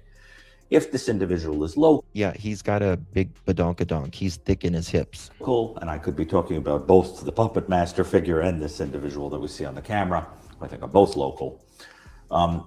Then what you want to think about is this. Those kind of characters, whereas it is true that they tend to be very cool under pressure like this, what makes them very not cool is when there are slights to their ego. What you tend to see is a long trail of people who will remember run-ins with a person who blew their top because you bumped into them on the street or shortchanged them at the store or something like that. I'm aware of cases where people like that will go back and kill someone who bumped into them on the street or said, you're talking too long on the phone or something like that, right? I don't think so. We know even she didn't really, I mean, she rented it maybe like a time or two, but I just don't think, I mean, it's possible, but I just don't think it's physiology studies in the back house of people with those kind of personalities, that the only thing that gets them alarmed are slights to the ego. They couldn't care less about risk to themselves, which I think is what you see on that camera. And therefore, if we take that together with the likely local quality of this individual, there is probably a trail of people who had run-ins with a jerk. Yes. Okay, but nobody ever goes to Home Depot and approach a day laborer for that sort of thing. LOL. Hey, dude, ever do a kidnapping? Yes. This is, for instance, again, I'm not pointing at any person. I'm just using this as an example. Someone like Tommaso in a band, right? They may have had other shady dealings with said person, if they were hired before in the past, something like that. Have you seen the new slowed down porch video showing possible second perp on the porch? It's a game changer. I wanted to send it to you. Send it to me, Rhonda. I'll look at it. That they're going to remember having argued. And how many of those characters could there be in the neighborhood with a very particular gait that people might recognize and so forth? I think they need to go around talking to people and saying, I agree, remember any kind of hot-headed, nasty, grudge-holding, kind of egotistical guy who might have had some run-ins with the law? I also think if I had to make an educated guess, somewhere in this story, this individual also has dabblings with illicit drugs. It is entirely possible that drugs are on the table. I think based on the profile. I think he's high. I think, most probably rugs. But some people are into rugs and they won't use, they're just sellers. right? They might use a little bit here and there, but some people do it just for money. Right there. Right. I think the drugs are involved, and I think that if this person got any money out of this, where would they spend it? Drugs, probably, sex workers, things like that. And there's another group you should be talking to. Yeah. I would be willing to bet my life that this individual has engaged with sex workers locally and local people who are dealing in drugs, and therefore they should be questioned. They're not going to talk. You all agree? Yes, that's true. But they're not going to talk. Although a lot of money's on the table. It is, but I've got to tell you, no amount of money is worth going to prison for years. Like $1 million in exchange for X number of years of your life in prison. I mean, they like money, but they also do not like prison, right? But why haven't we had anyone call in yet with a tip that's panned out? Like, I agree with you completely, but I think that, everyone has seen these images and watch that video over and over and over again. I think it's because this person lived in Tucson, and he's got maybe his community of people won't rat on him, if you will. And maybe just a lot of people don't know him. I mean, it's viral. So why haven't people come forward? Well, remember, we did hear thousands and thousands, I think they said. Yeah. Tips came in. 30,000. And then zero, nothing. Yeah. Nothing was Where'd legit. they all go? Mm-hmm. Why didn't they could have run those through AI? Yeah. I think they have him. I just think he might be out of the country, and that's why there's not an arrest. Very fast. Remember, I cannot see the FBI getting 3 warrants going into 3 different people's homes and there not be some sort of connection. I just can't. No, it's going to take Less than forever 6% to chance. go through all those.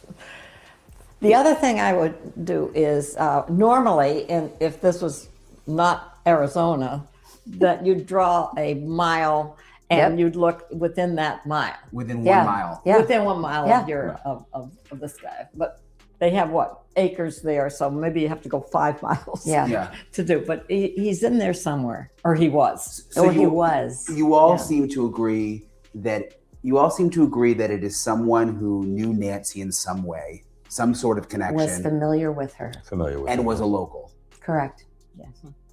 And I don't think working alone. I don't think it's likely. I think, as you mentioned, it is interesting. We have to consider it. You have to consider. But I think it's improbable based on a lot of probability does not work for my theory. It's just that I've Right. interviewed people who have done superhuman things Oh, yes. with adrenaline all by themselves. Highly unlikely, but not impossible. So we can't rule it out. But I do think he's long gone. I think he's long gone. Fled the scene. Or dead. Or dead. Yeah. Do you think it's possible this person could I don't think he's dead. Could strike again, Dr. Burgess? Not until this gets solved. He doesn't need to. I think he's getting too much out of this. But that doesn't say that he wouldn't do it again. I think there's too much of a chilling effect. If he takes that risk, I mean, yes, he has internal needs that have driven this crime. I think he got in there and got a sense of power and control that he wasn't expecting. But if he does it again, the chances of getting caught and getting his DNA are incredibly high. And once we have his DNA in the system, and I do believe that's how he will get caught. So will he do it again? I think if it's unless he's a serialist, I think he's going to be able to control any of his urges because he is totally cognizant based on how this took over the media for 2 months. He's totally cognizant that if he does screw up and gets caught, it's over. Not just for the crime he commits in the future, but for this one. And this is one that, I mean, Arizona has the death penalty. All right, guys. Do you think Porch Guy is no longer alive? 1 in chat if no longer alive. 2 in chat if you think he is alive. 3 unsure. It'll add it to the poll. He will have a hard time resisting. And we've seen, and I don't think this is a serial killer, but we've seen them stop 15, 20 years. But if this guy's just a burglar or a henchman for the puppet master, I don't think he's going to stop repeat. because the chances of he's so far gotten away with it.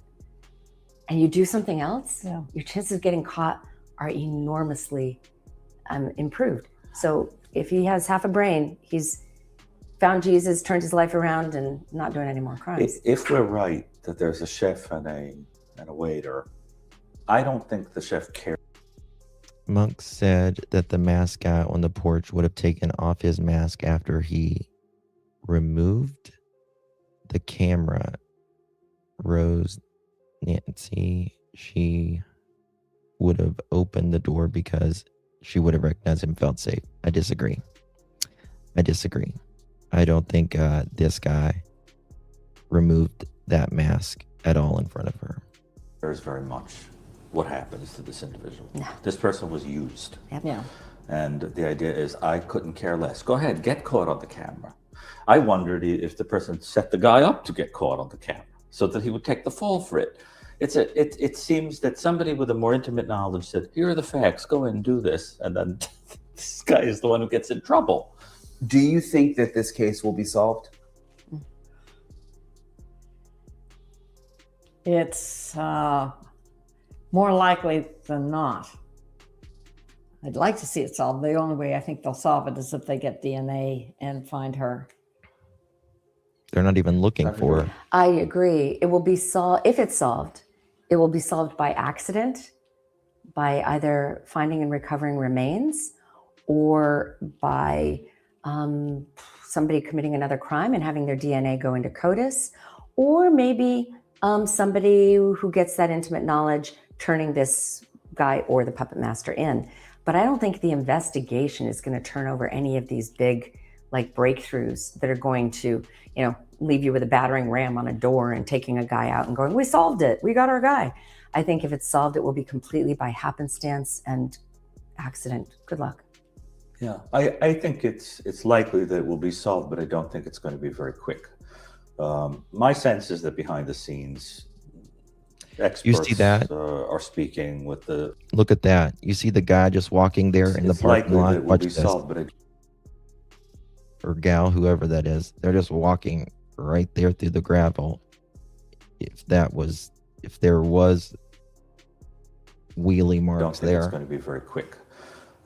My sense is that behind the scenes, experts are speaking with the law enforcement, and they're probably thinking a lot of the same things that we're thinking, and probably have some people in mind, but are holding that close to the vest, would be my guess.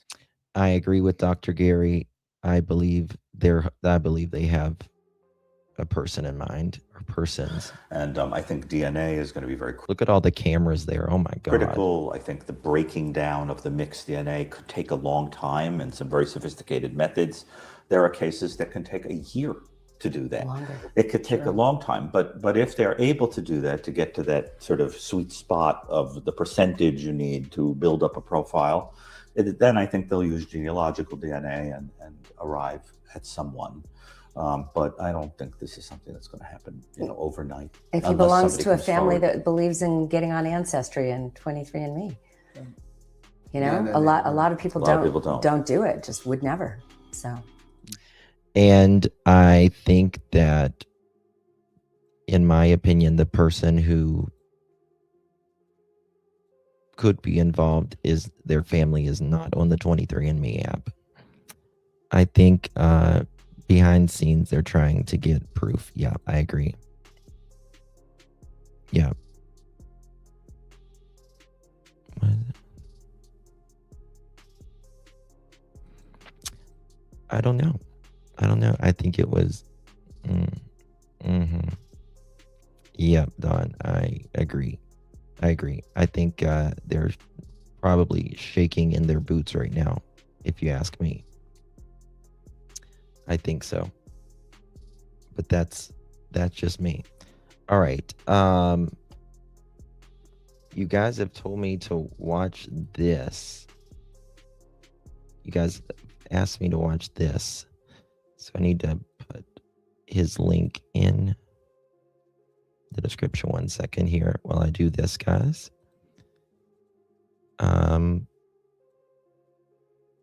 Maybe. Where'd it go? Okay, there we go. Okay. We're going to look at Monk because y'all wanted me to see this. Let's see here what Monk has to say. All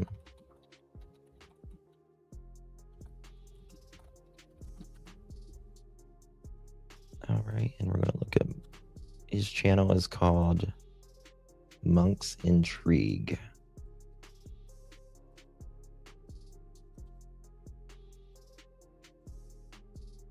Here we go. Monk's Intrigue.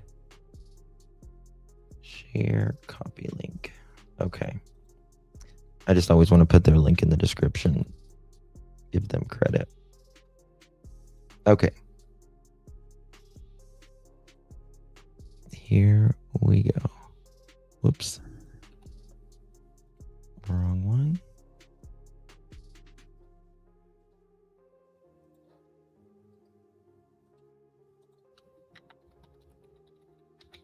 All right. All right. On the poll, we are at, do you think the porch guy is no longer alive? 13% says no longer alive. And 80% of you say alive. 7% report unsure. I think he's alive, in my opinion. All right. Let's see what Monk has to say. A harrowing tale for Nancy. So let's go ahead and start with a fun fact, okay? About the blood with the specific Pima County nighttime conditions on the same night that Nancy goes missing.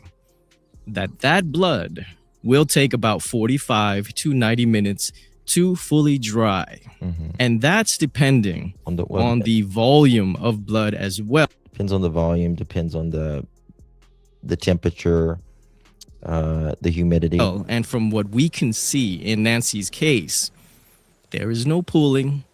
There is just blood drops, blood transfer, and hazing, possibly from a cough or a sneeze, which should tell us that her blood was close to, if not just... Let me go back there. These look like prints a little bit. Which should tell us she was definitely over this area a little bit longer here. She wasn't moving. Us that her blood was close to, if not just fully dry after 45 minutes. So the blood, it will no longer behave like liquid.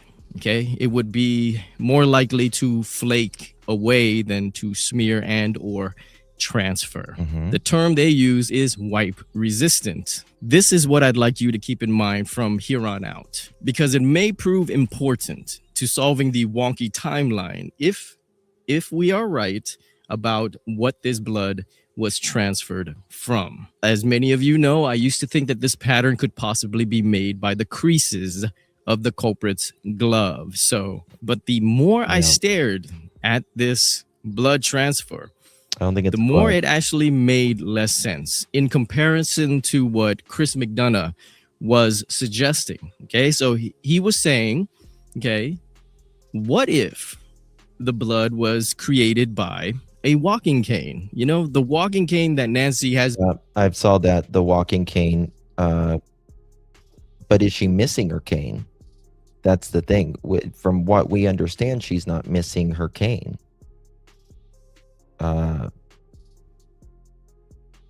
This video will make you think hard. Let's see. We'll see.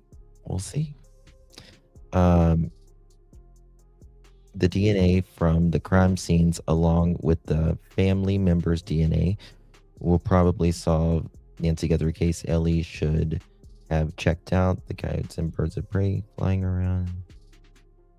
Yeah, they're not even seem to be known to use, which I thought was a wonderful idea. And the more you look at it, it does appear likely to be a man-made design because of how uniform those spiky ridged patterns appear. It's a shoe, it's a cane, it's something, but again, we don't know. Her cane isn't missing that we're aware of, though, because they said nothing was missing in the house, right? Okay, so I did go searching for a walking cane with a sole to match this pattern, but I have no luck. If you guys like the That's the walking closest one cane I've seen. theory, then please, by all means, give it a shot. And if you do find something, be sure to let one of us know. And so it was from Chris's line of thinking that led me down this other line of thinking. Okay, so I'm reminded when Savannah said that Nancy was taken from her bedroom with no shoes and in her pajamas, which has always led me to believe that if this was actually the case, then Nancy was not in any condition to need any of these items. And being that it was a chilly 50-degree night, you know, making an 84-year-old woman walk on gravel and not even have a jacket. I mean, it's not hard to let the woman put on some slippers and grab a jacket, right? Because I think he would want her to have. This is not the latest one from a couple of days ago. This is one is all speculation, and he admits he's wrong. Looks at the latest one. Okay. Is it the, hold on. Is it the hand truck theory? Is that the one we're looking at? This one? The hand truck theory? On the night that Nancy Guthrie went missing, her neighbors experienced something that was rather. A holster guy is standing inside his home. He is standing in front of a mirror, looking at his Walmart getup that he has on. You know, if the double pants that he's wearing makes his butt look like a mud butt, do these off-brand Skechers make him walk like a duck? And he makes sure to put his gun, you know, right in front of his crotch because he needs that front door camera and the viewers from the future to see that, hey guys, look at me. I am an armed gunman, burglar, whatever Anastasia, he's portraying himself. What's wrong, honey? They might be they might be in the other chat, the mods. That's probably why. They might see you in the other chat. You might be in the other chat. They might not He be any mods grabs in there. his ski mask, his backpack, and he is out the door that very night. Okay. So Nancy's neighborhood is not just dark. It's described as pitch black. But he knows these roads like the back of his hand. And unbeknownst to him how lucky he is, the security cameras of the neighborhood just decide to disconnect at the most wonderful times for him. Okay? Amazing, right? So he pulls into Nancy's driveway. He knows that there is a camera there, and he knows that there's another camera on Nancy's front porch. So he, again, I've not seen this video, but he would also know that there's cameras inside as well. And if we, you know, believe the neighbor, which we have no reason not to, again, those cameras weren't working at the time either. So we have to consider that. first destroys the driveway camera, and then he goes around and takes out the doorbell camera by suffocating it with flowers. But there's that damn security door, right? Silly him, because he saw that. He knows that was there last time and he completely forgot. So he better go around to the back. But wait, this can't be. The back gate is unlocked. Better prop that open just in case, right? Right. I think he propped, I think if they used the hand truck that was at Nancy's, also known as a dolly, I think that's why they propped the back door open and took her out the front. But there's no way that Nancy leaves the back doors open as well, right? Well, what do you know? She forgot to lock the screen door, but the main door is the real it's unlocked as well. And that, ladies and gentlemen, is the extent that I'm willing to entertain the luckiest bad guy theory. And if you like that theory, then take this as an ad for Casino del Sol in Tucson, Arizona, where the slogan is, hey, you love to gamble. Well, that's great because we love taking your money. The thing about the Wi-Fi jammer theory, I think for a lot of people is, it does feel in a way that we're shoehorning some type of technology that we've never heard before. And trust me, I was the exact same way in the very beginning, right? I paid no mind at all when the subject of Wi-Fi jammers were being brought up. But when I think about the luckiest bad guy theory, I realized that, yeah, I'd rather believe in Wi-Fi jammers and that Nancy. The Wi-Fi jammer, I don't buy, and I'll tell you why.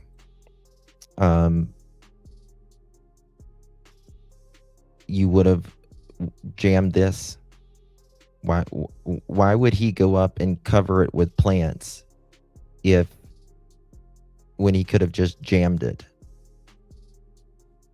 That doesn't make sense to me. If he's willing to jam the neighbors, why is he not willing to jam this one? You know what I mean? So I'm not really sure actually locked her back doors. However, it does bug me that if we do add a Wi-Fi jammer into the equation, that the guy that we initially thought was a bumbling buffoon at the front door is now sophisticated. If we are introducing, something like a hand truck or some other equipment that has pneumatic wheels on them into the mix. Yes. So I have a very similar hand truck to what Monk has here. Except I think his is newer than mine. But the one Nancy has and the one I have, which his might be the same way, you pull these things out and you pop that up. I realized that we could actually reintroduce the lone wolf theory into this scenario. But the more that I thought it through, a second person still crept into our theory that we're now going to present. So if something sounds weird in the beginning, I promise to... I mean, I don't know if that's what he's saying here, Angela. And why would an 84-year-old woman leave her back door propped open? They have wolves, all kinds of dangerous critters in the desert. She would not leave the door propped open. I don't think she would leave the door propped open at all. And she got back at 9:30 at night. She's got to be up early the next day. I would say that's probably late for, she didn't get home till like 9:40, 9:50.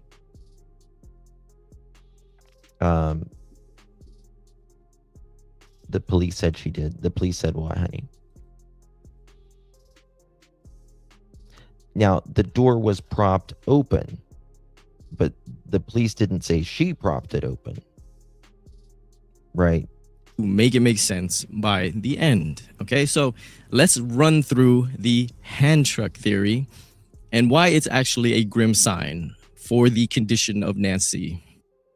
2 vehicles pull up to Nancy's house at 1:47 a.m. A jammer jams and disconnects Nancy's and her neighbor's security cameras from their Wi-Fi.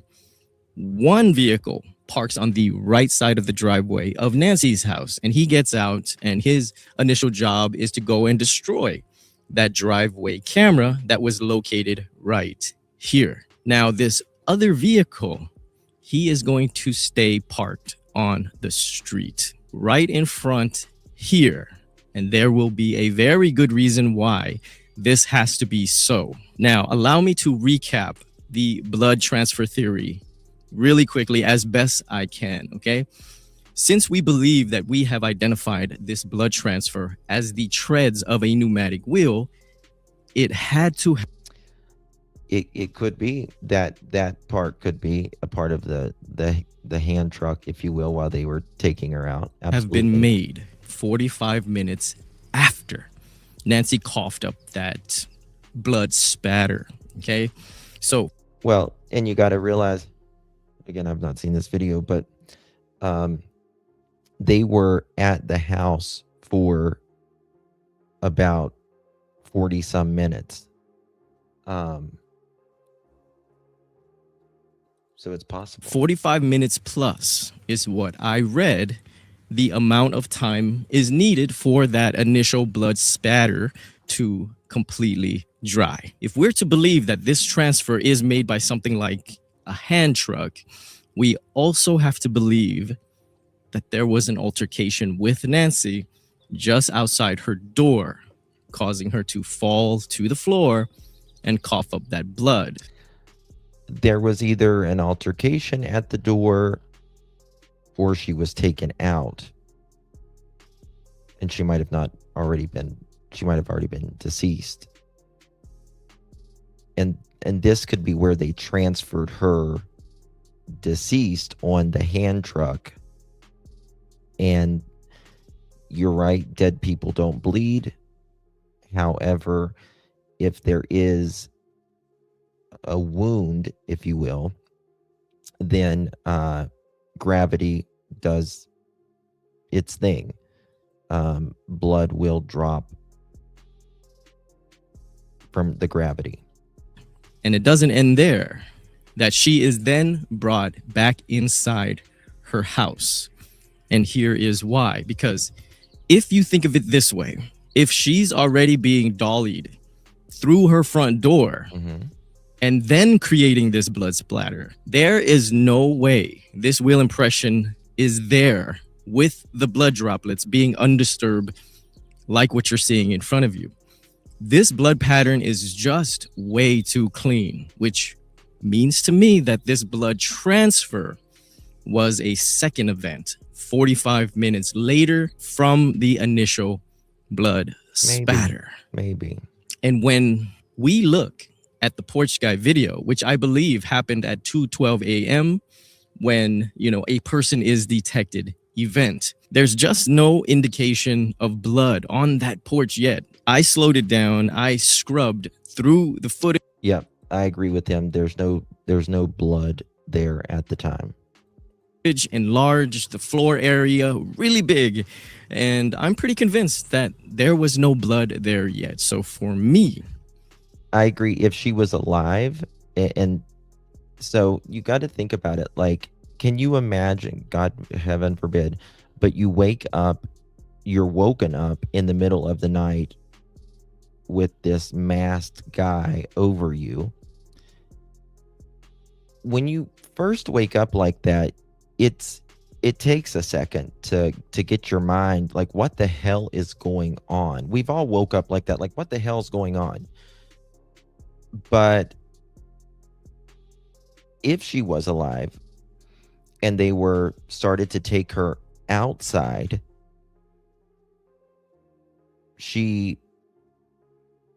that is when she could have likely freaked out, right? Like, it's one thing you to be in my house and doing something. Now you're trying to take me somewhere. That is a little sus, if you will. And that's when she could have fought back. Or it could be something like, this is my only time to fight right now. Maybe someone could hear me if I scream. From the house to the car, that little section right there is the only time. Because once you're in that car, you're done. Right? Oh, I had News Nation. Sorry. Thank you for that. I apologize. I already had it ready. Thank you for saying that. It's Monks. Thank you. I had News Nation up. Thank you for saying that. Peace. Thank you. I agree with Monk. She answered the door to someone she recognized was assaulted. I do not believe she opened the door to someone she recognized. No, I don't agree with that part. I haven't seen all of this, but I don't think that Nancy's going to open the door at 2:00 in the morning. I just don't. Nancy at this time is still alive in her house at 2:12 a.m. Now, being that it's such a late hour, okay, how many of us it is naturally assumed that an 84-year-old woman is asleep at this time? Okay, I'm guilty of this. But what if we're wrong? What if Nancy is still up? Okay. I mean, we literally had a theory where the perp is shaking Nancy awake because she had her hearing aids out and couldn't hear his demands. So what if Nancy still had her hearing aids on and doing something simple like watching TV, watching her iPad, okay? But do you really think she's going to be watching television at 2:00 in the morning? And she may get that alert on her phone that her cameras have lost connection. Now, this generally isn't an alarming thing, of course, and she simply clears the event away, like we assume that she did weeks before for this particular event. Now, I just want to take a little time Creepy as hell to there. be a little petty, but I promise you that it will also make a point. Okay, so I had a comment a while back from a person that said a battery operated Nest camera isn't attached with strong magnets, which is something I stated in that particular video. This, my friends, is a prime example of a commenter saying stuff just to say stuff, who I think probably owned a wired version of the Nest, which attaches completely differently. Because here you go, straight from Google themselves. They are attached by strong magnetic brackets. And guess what else? Yes, you can literally yank it off its bracket. So whoever made that comment, magnetic bracket. Mine's not on a magnetic bracket, but maybe there's models that are.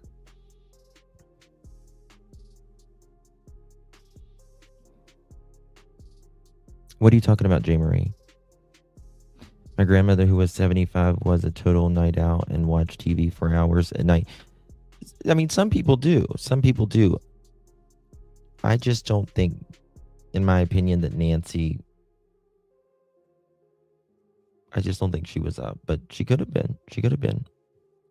There's your proof. And the point of bringing that up is that knowledge of the magnetic bracket makes whatever this is, the porch guy is.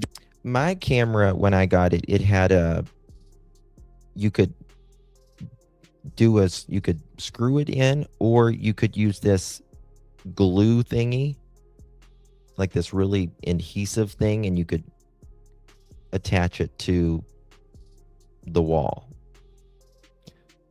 But probably some of them doing in front of that camera appear even more derived, because if his goal is to destroy that camera, he could have yanked it off at any time, which appears to be what he was trying to do. Yeah. And so how did he fail? Okay, so I would say I'm fairly sure that's exactly what he did when the show was over. Just reached over and just yanked it off, because just look at the bracket that was left. Does it appear tampered with or damaged in any way? Right? Not really, because he yanked it off. Now, one thing that we do know is between the 11th and the night of the 31st to the 1st, whenever this guy is here, that this camera was moved a little bit. Whether that was done intentionally or not intentionally, we don't know. But before this guy shows up the second time, this camera is moved a little bit.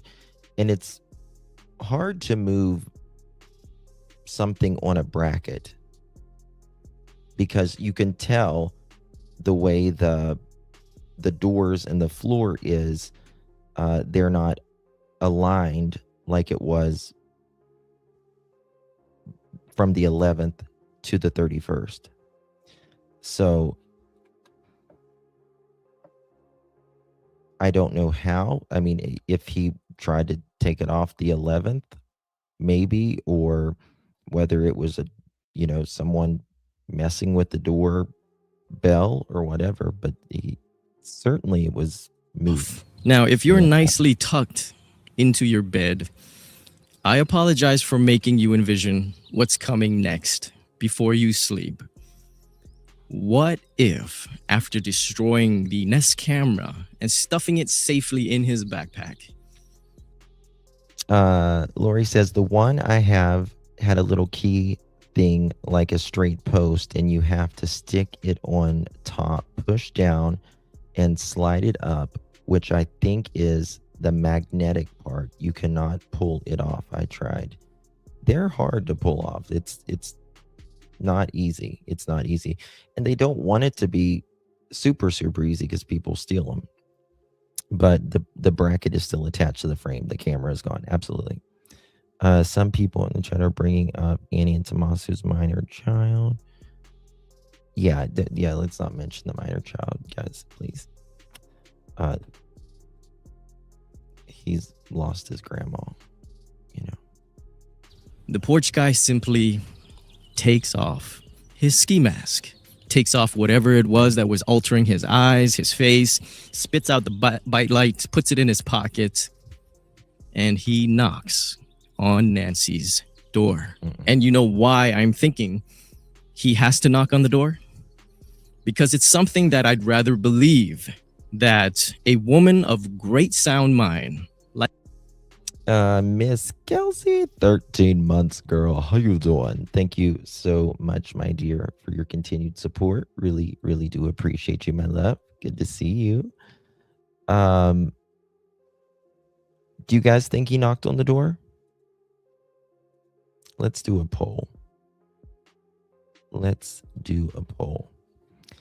Do you think porch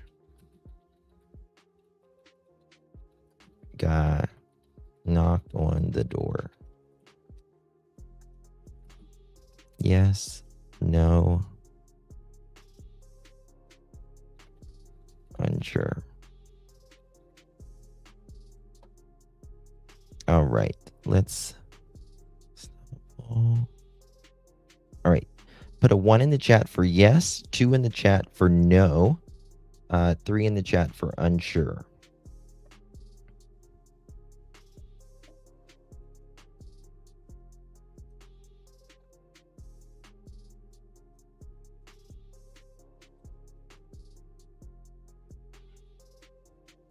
I think the element was of surprise. In my opinion, I think the element was surprise. That's what I think personally. like Nancy is, I think he showed up in her bedroom. Would have remembered to lock every single door. You see, because this guy was out there the 11th, right? He was out there the 11th. He, in my opinion, he doesn't need someone to come to the door. In my opinion, he does not need someone to come to the door. He's already got that figured out, right? And again, you think about, well, there's cameras inside. There's cameras outside.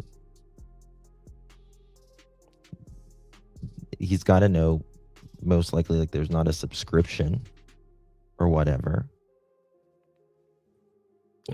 In her house. She remembered to lock her back gate and especially her back doors. The next natural thought that you should be having is, but monks, I think there's no way Nancy is opening that door if she's seeing this outside it. And that, of course, is definitely true. Not only is she trying to bolt more bolts if she had any, she's immediately calling the police. However, in this scenario, when Nancy looks out that side window, she sees a face that she recognizes and possibly even trusts. If this is actually what happened, then it makes Nancy opening that door make a lot more sense, doesn't it? Unfortunately, I don't think so, in my opinion. In this scenario, the moment that she does, she is attacked by this person in her own doorway.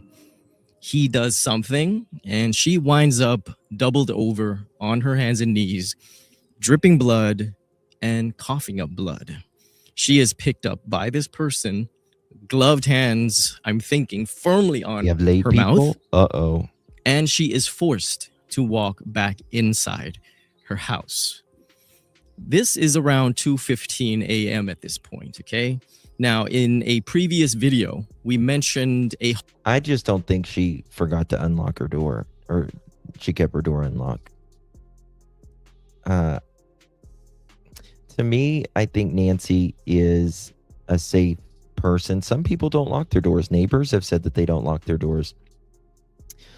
But I just suspect, and this is just my opinion, that she was the type to lock her doors. She did have cameras on, not only on the outside, on the inside.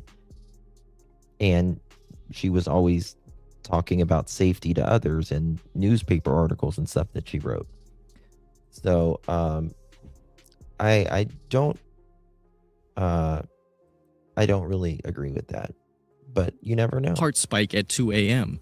Now, it turns out that this reporting, and this was from a commenter reminding us all of this, that this was actually speculation by a famed cardiologist and not actual reporting of events. And I am so glad he mentioned this, because this is something that has drove me nuts on this case. And I am so glad that he is speaking this. He is absolutely right, because it has always been stated that Nancy's heart spiked at a certain time. That is not true. That is not true. There was a cardiologist, I think it was on either Fox or CNN, that came on and said it might have spiked. The police have never said that her heart spiked. So that I am so glad he put that out there, because I was talking about that a while back, because I was, I've obviously dug into this case, and I'm just thinking, like, where did that come from? And I showed you guys on that. Hey, better now than never to make corrections, okay? The many landmines of misinformation that we all step on now and again. Yep. And you guys call it out, I'll be happy to correct it. So now we get to where her pacemaker disconnects at 2:28 a.m. And I'm going to give you such a simple solution to this that some of you guys that are walking might trip over your own feet. And I bet it's something that the Pima County Sheriff's Department wouldn't even realize was strange. Okay. So in my head, I envision the culprit, after forcing Nancy to log into her phone to erase security events, maybe even erase conversations or whatever, also turns off her Bluetooth. If this guy is sophisticated, then he is making sure her phone is nullified. No more reach, right? He's likely to turn off her Wi-Fi for good measure as well. So we were told that Nancy's pacemaker was disconnected from her pacemaker app on her cell phone at 2:28 a.m. It could mean it was turned off, but it could also mean she is out of reach for it. She's out of it can no longer reach the Bluetooth. The question here is, did anybody care to check if that Apple Watch was also disconnected? And something tells me, because of the Don says, apparently my understanding, her doors was already propped open.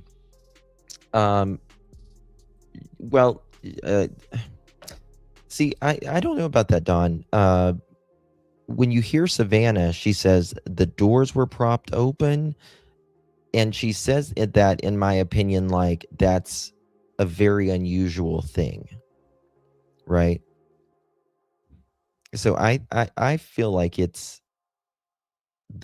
this was from the perpetrator propping the doors open. I don't think Nancy could get a flower pot and move it and put in front of the door. I just don't think she would that late either. clown show that was You know exemplified what I mean? early on in this investigation, I really don't think they even knew to I am care gonna be about real. I gotta such comment on it, things. though. So the early narrative that stuck was that she was taken away from the house with her devices left behind at 2:28 a.m., which is why the pacemaker disconnects. But I agree. now it's not the only main possibility, is it? So in this theory, something is going on inside the house from 2:15 to roughly 3 a.m. Now, what that is, of course, we don't know yet until the culprit is caught and chooses to talk.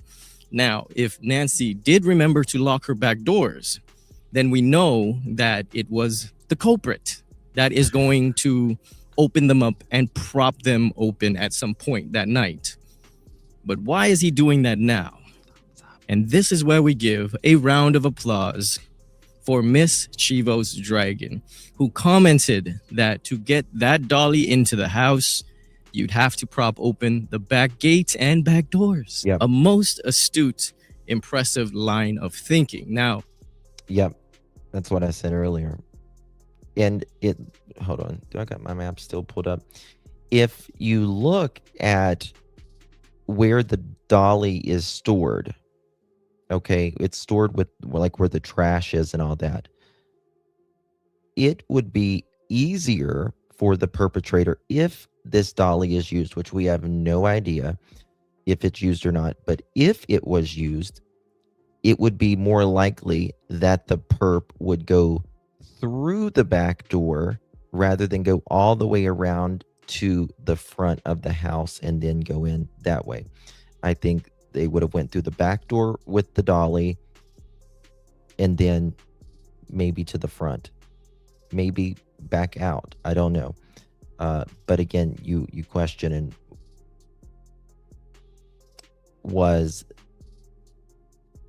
so this video had to be before Nancy was bleeding. I still think she was taken out the front door, though, in my opinion. we have to give it up for another hero, in my eyes, in the Nancy Guthrie case, right from the beginning. And that is Mark the Shark, who had a drone out there. And he got footage that might prove now to unravel this whole thing yet. Because Let me look back up there right for a here. second. Yes. He flew over. Okay. Exactly. Okay, I showed this from Google Earth just a little bit ago. This is where like the dolly and stuff is, right? This is closer to the back of the house than it is the front of the house. So I think she would have, if the dolly was used, they would have taken it to the back, propped open the doors, and then maybe gone out the front. I don't know. It just depends. However, again, I'm not sure about the dolly, and I'll tell you why. I live in an environment that is not Arizona, and it is wet here. Generally, it's summertime, it's not, but any other time of the year, it pretty much is. I live on the East Coast of the United States, and I've used a dolly inside, moving furniture or whatever. Whenever these dollies are used inside and you take them from outside and put them inside, they do leave a track mark from the wheels because it's dirty outside, obviously, and the wheels leave like a dusty residue. I can't imagine in Arizona if you would wheel that thing out into the yard and then wheel it inside. So I don't know. This little fenced up area, a spot near her garage. We're all trying to find out. And look what's inside. A big yellow hand truck, Not in that which I'm we aware of all it should yet. be very interested to see what the treads on that thing looks like. But at the same time, I have to say that it does also feel a little odd for the culprit to use that hand truck, get all that DNA on it. He might have even dripped saliva on this hand truck, put her in his vehicle, and then put it back, with all that evidence still on it. The only scenario I can see Nancy's hand truck coming into play is if things didn't go as planned, that he didn't have his own hand truck. So in that scenario, we would have Nancy as incapacitated. And this was the only way to get her out by himself. And a big hand truck like that isn't just fitting in any vehicle. So he had to put it back after he did what he did. Now, did authorities ever check that hand truck for anything, for DNA? I agree. 2012. It was 43 degrees that night. The house would have been freezing cold when the police arrived. There is nothing to suggest the house was cold. Doors propped open before police arrived.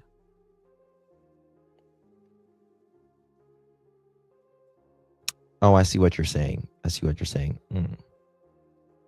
Like it was recently opened, if you will.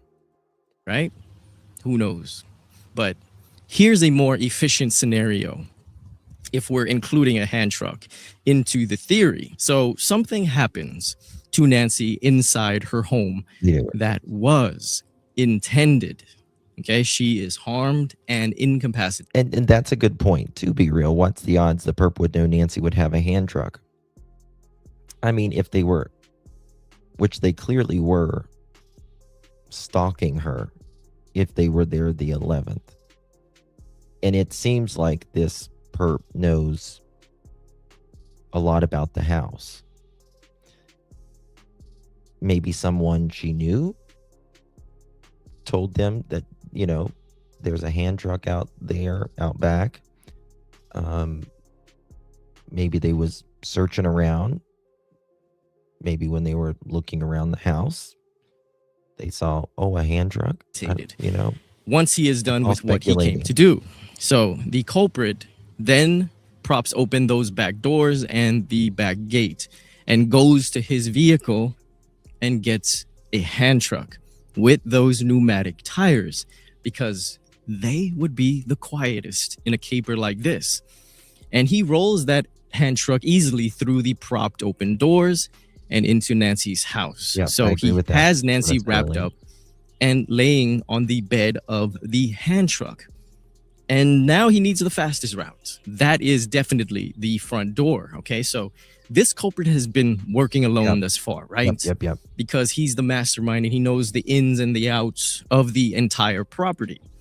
But of course, we also placed the lookout guy, right? The other car parked out in front, and they are communicating via that walkie-talkie in the porch guy's pocket. So once Nancy is secured, the culprit inside walkie-talkies to the lookout, and the lookout gets out of his car and he goes to the front door and he helps the porch guy maneuver the hand truck carefully out that door. However, through the sheets that Nancy is wrapped in, a drop of blood escapes and drops onto the tread. Now, yeah, I agree with, again, if there was a hand truck used or whatever, back door absolutely could have been coming out. The front door, absolutely. She could have dripped. Now, I don't know if there was sheets missing or not, though. But it's possible. Of the pneumatic tire, right? And that tire rolls over it once and leaves that tread print. That blood transfer has been staring at us from the very beginning, because if you look closely, there's another matching partial tread print. This to me is indication that this transfer was from a wheel that was rolling. Okay, so it was mid-roll when the whole hand truck was lifted by those two men so as not to jostle Nancy's body down that first step of the porch. And then they would just continue to roll her down. If you look, there is again, and if the wheel marks in the driveway are a hand truck, there is some wheels outside here of the steps. Her walkway, dripping more blood in the process. They carried her down the last 2 steps, and these marks of what looks like the tracks of a hand truck being rolled away. The problem I have with them being right here where yes, we've got the marks here, but we don't have any more blood in the driveway. There should be, if she's bleeding, alive or dead. Dead people don't bleed, but again, if there's a wound, gravity happens. You would think that there would be blood in the driveway as well. And we know this is an early photo because of this blue shirt, this unexplained blue shirt. Okay, one of the people on the scene left it there, but they were actually leaving us a reference to the very exact day that Nancy's house was released. Remember, they released it 30 hours after Nancy goes missing. Now look at where it's being rolled away to the left side of the property. Now, I'm not 100% sure if this is still Mark's image, but you're... Yes. I've got some photos, some more photos. It looks like it had been kind of like backed up. There's a couple different marks here. Again, we just don't know about the dolly thing. It's just a theory. Thank you, Don. Thank you so much, my love, for gifting a pearl necklace. Really do appreciate you, my darling. Thank you so very much. You received that. Make sure you thank our dear Don. Thank you, baby. Appreciate you very, very much. Blood stops at the driveway where she was placed in the car.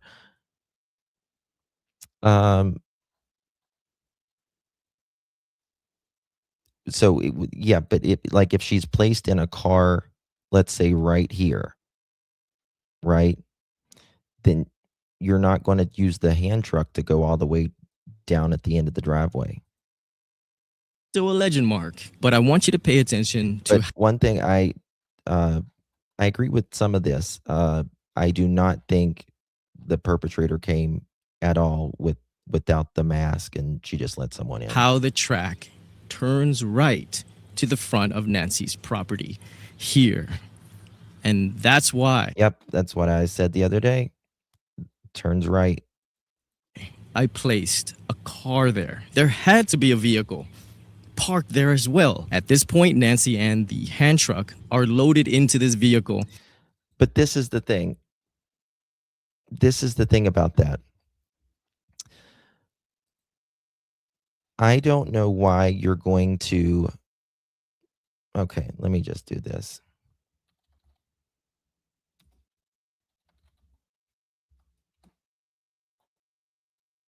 Let me show you this. Because if you look at this right here. Okay. Take a look at this right here. Where did it go? 1 second. Okay. If you look at this, this is obviously the driveway, right? And there is lines that go out to here. And that's what I always said. He made he made a left. I don't know why. You got to understand the human behavior as well. The path of people do not make it harder on themselves, especially in already a hard situation. They don't do that. So why would the perpetrator go out with a dolly right here, right? Take her down the steps and drag her further out to the road when it's harder to do. B, it increases the risk of someone seeing you. And C, there is no blood through here. In my opinion, the perpetrator is going to pull up right here to the doorway as close as possible. You don't see as much, and you don't make it harder on yourself. Right? I don't think, in my opinion, that this person is going to drag this dolly all the way with someone's body on it out to the main road and do that, in my opinion. You get what I mean? But everything else with the they absolutely could have used a hand truck. I believe that's almost certainly why probably the door was propped open, if that hand truck was used, for sure. And they absolutely could have taken it out the front, but they're going to want to get that vehicle as close as possible. You're not going to, and it's also harder to drag something in the rocks as well, right? The blood stops pretty much at the end of the sidewalk there, right? So I don't know. We'll see. And Anything the is lookout possible. drives away. And guess what?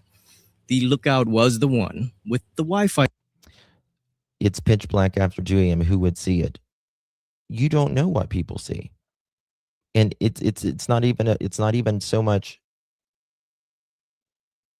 that is part of it, but you don't make it more difficult on yourself, and you don't take a risk, an unnecessary risk.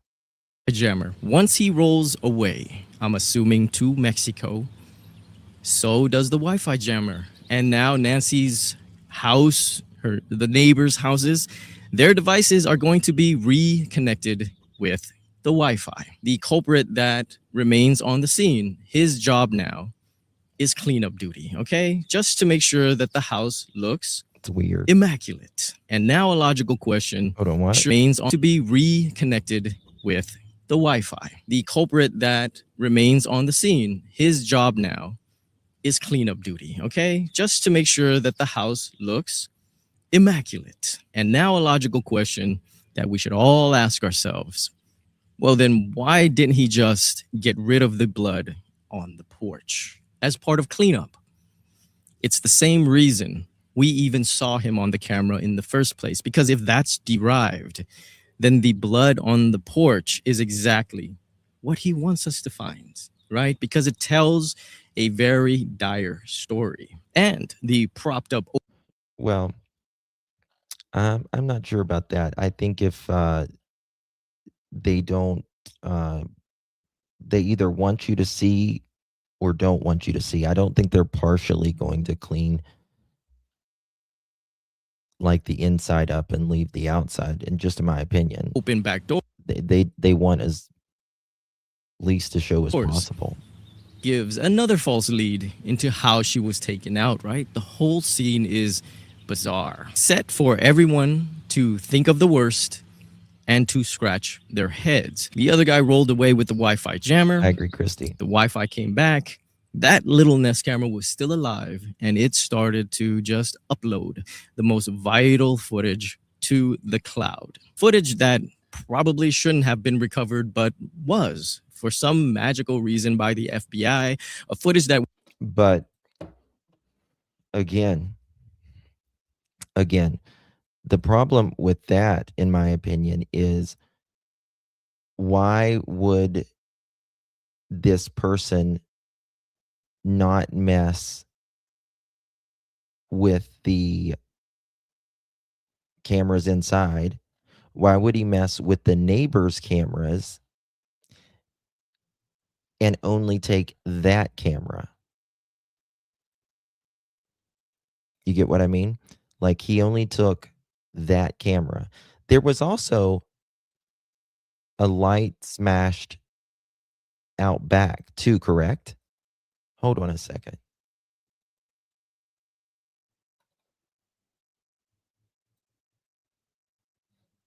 Wasn't there a light smashed out back by the blue door? Yes. Hold on.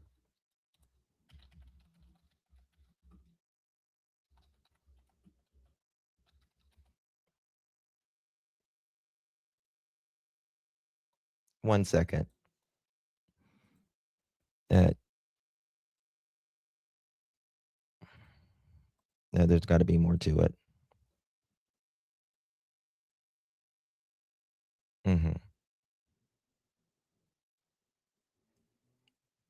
There we go. Right there. And a little butterfly. Why is that light smashed? He doesn't want to be seen, obviously. Oops. Right? So something he had to smash that at some point as well.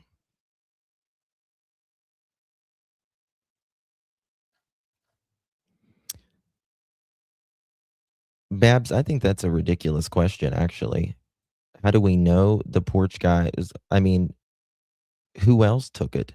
Who else would have reason to take it when they showed up the next morning? Who else?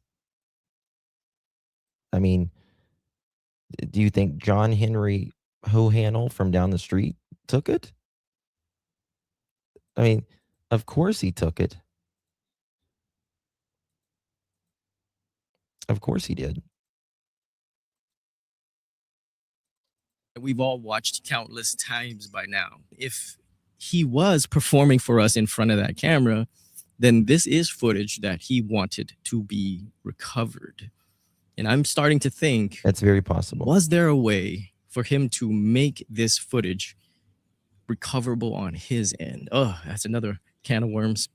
Anyways, the real footage he doesn't want out would be that other camera he took right there in the garage. Yes, and he was also caught struggling with the camera and, I don't know, covering it up like that. I mean, let's just be honest. If the FBI could pull off another miracle and find that garage footage, it could show Tommaso bringing Nancy home that night, you know, just as he said. And there is no timestamp for nothing. There's no timestamp for nothing. Then I usually don't point out things like this, but who would you recommend took it then? Who would you recommend took the camera? Come on. He was trying to cover up the camera. He's down there messing with the camera. I don't know, maybe the person that took Nancy. And clearing his name in that aspect. And also, we should get a glimpse of the crotch holster guy and whatever he was doing on that side. Yeah, and yeah. Of her property. And we may even see him propping open those back gates and, hey, maybe even getting Nancy's yellow hand truck. Wouldn't that be just a sight to behold for all of us that have been invested in this case since the beginning, right? We need that angle. After all this, the crotch holster guy gets back into his vehicle and he seamlessly traverses through the maze that is Nancy's neighborhood. And with a theory like this. And that is true. Look at, I mean, this is a maze. I'm going to clutch. Hi, everyone. Hey, loving. Good to see you. Look at this. Look at this house, or look at this neighborhood. Like, you're going there for a reason. Through the maze that is Nancy's neighborhood. And with a theory like this, I am looking forward to reading as many comments as I can to see how you guys can tweak and adjust this theory to make it better. I just want to end by saying that if you guys missed it, I just released part 3 of my Zodiac Killer series. And if you guys haven't started it yet, Zodiac Killer is very interesting. Maybe by leaving blood on the porch, they wanted everyone to think she was just hurt, but maybe cleaned inside to cover up that she had passed. Well, it's possible they could have cleaned up, but here's the thing. You can clean up blood, but the blue that they use to light it up, the agent blue, it's going to show that there was blood there, right? So from what's being reported, but there's so many things being reported that's just one says this, the other says this, that there was not really any blood supposedly in her bedroom. Luminol, yeah. It's called, yeah. The card is too much work. I don't, I mean, the card is a theory, especially if you're alone. If you're alone, yes. I can see someone using the card. I can't see them wheeling it down a gravel driveway by themselves and then going to the road to do it. If you are particularly by yourself, you're going to, what do you do when you're lifting something heavy by yourself? You get it as close as possible, right? You're going to want to get, even if it's like an elderly person, right? You want to get the car as close to the sidewalk or whatever as possible, so it's not harder on them. And if they're obviously deceased, you're going to want it to get as close to the sidewalk because you're moving them as possible. Trash bins are recycling bins, and I'm almost certain that they didn't loom or test for DNA. Maybe. The thing with the recycling bin and stuff though, like I would we all have those big ass trash cans. They're like 100 gallons or something. I've cleaned mine out with spraying them out and stuff. I always bleach them and clean them out. Like I can't reach. I'm 5'9", I think 5'8", 5'9" and I can't reach all the way down in there. And the problem with the trash can, like those big trash cans, is how are you going to get them out of that trash can? I mean, you could dump them, if you will, like in your car or something, but that's a little risky, in my opinion, like lifting all of that up and dumping it like in your trunk or something.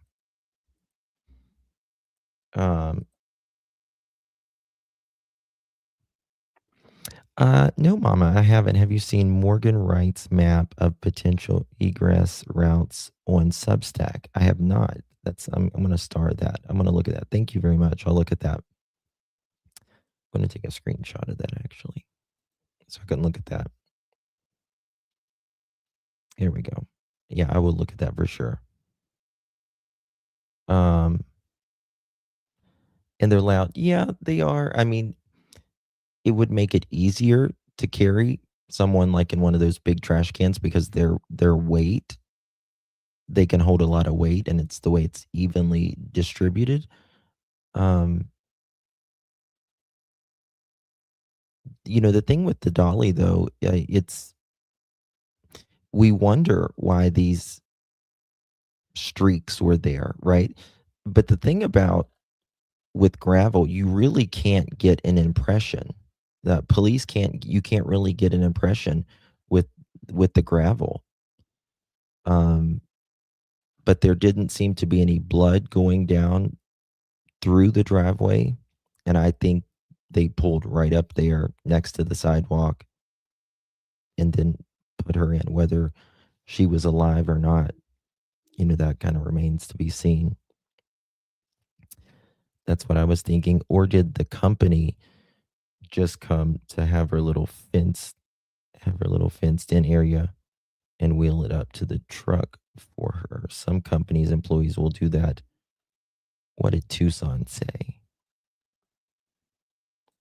Who rolled Navy's trash bin to the... Oh, who rolled her? That's a good question. That's a very good question. Yeah, who took Nancy's trash to the road, right? You would think maybe Tommaso or Annie did, or maybe she paid someone. She probably didn't have that much trash. But I'm sure she couldn't wheel it all the way out there.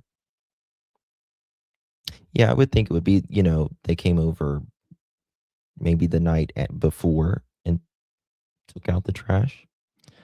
Also, the live that Jacob, that's gone. Narco.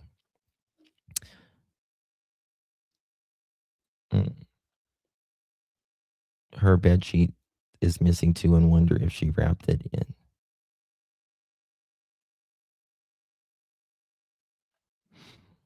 I don't know. That's a very good question. Very good question. Okay, y'all. Well, I'm going to end it here. It's only 8:48. I came on earlier. I might come back here in just a little bit and do some more Jack and Lily Sullivan case. Here in a little bit. We'll have to see. It's the weekend. Thank God. It was a long week. Is there a green trash can missing? No, not that I'm aware of. Did you see her wheel? Did you wheel her trash can? Put it in the trash? I don't know. Maybe. Justin, please come back. I probably will in just a little bit. I've got some stuff on Jack and Lily. Yes, very, very long. It was a long week. Thank you, John. Thank you, J. Marie. Yes, happy Mother's Day. Thank you all. Much love. Yeah, I'll probably be back here in 30 minutes or so. We'll talk about Jack and Lily. And there's a new case that I want to cover as well. Thank you, Lolo. Thank you, my dear. I've already been here 3 hours. I feel like I just started. Glad you came on early. All right, my loves. Love you guys. I'll see you guys in a little bit. Oh, thank you, Lori. Thank you for all you do for Jack and Lily. Devastating case, and still catch up so much. Thank you. Thank you so much, Lori. I appreciate you. Thank you for your support, my love. Very kind of you. All right, loves. I'll see you in a little bit. Bye-bye.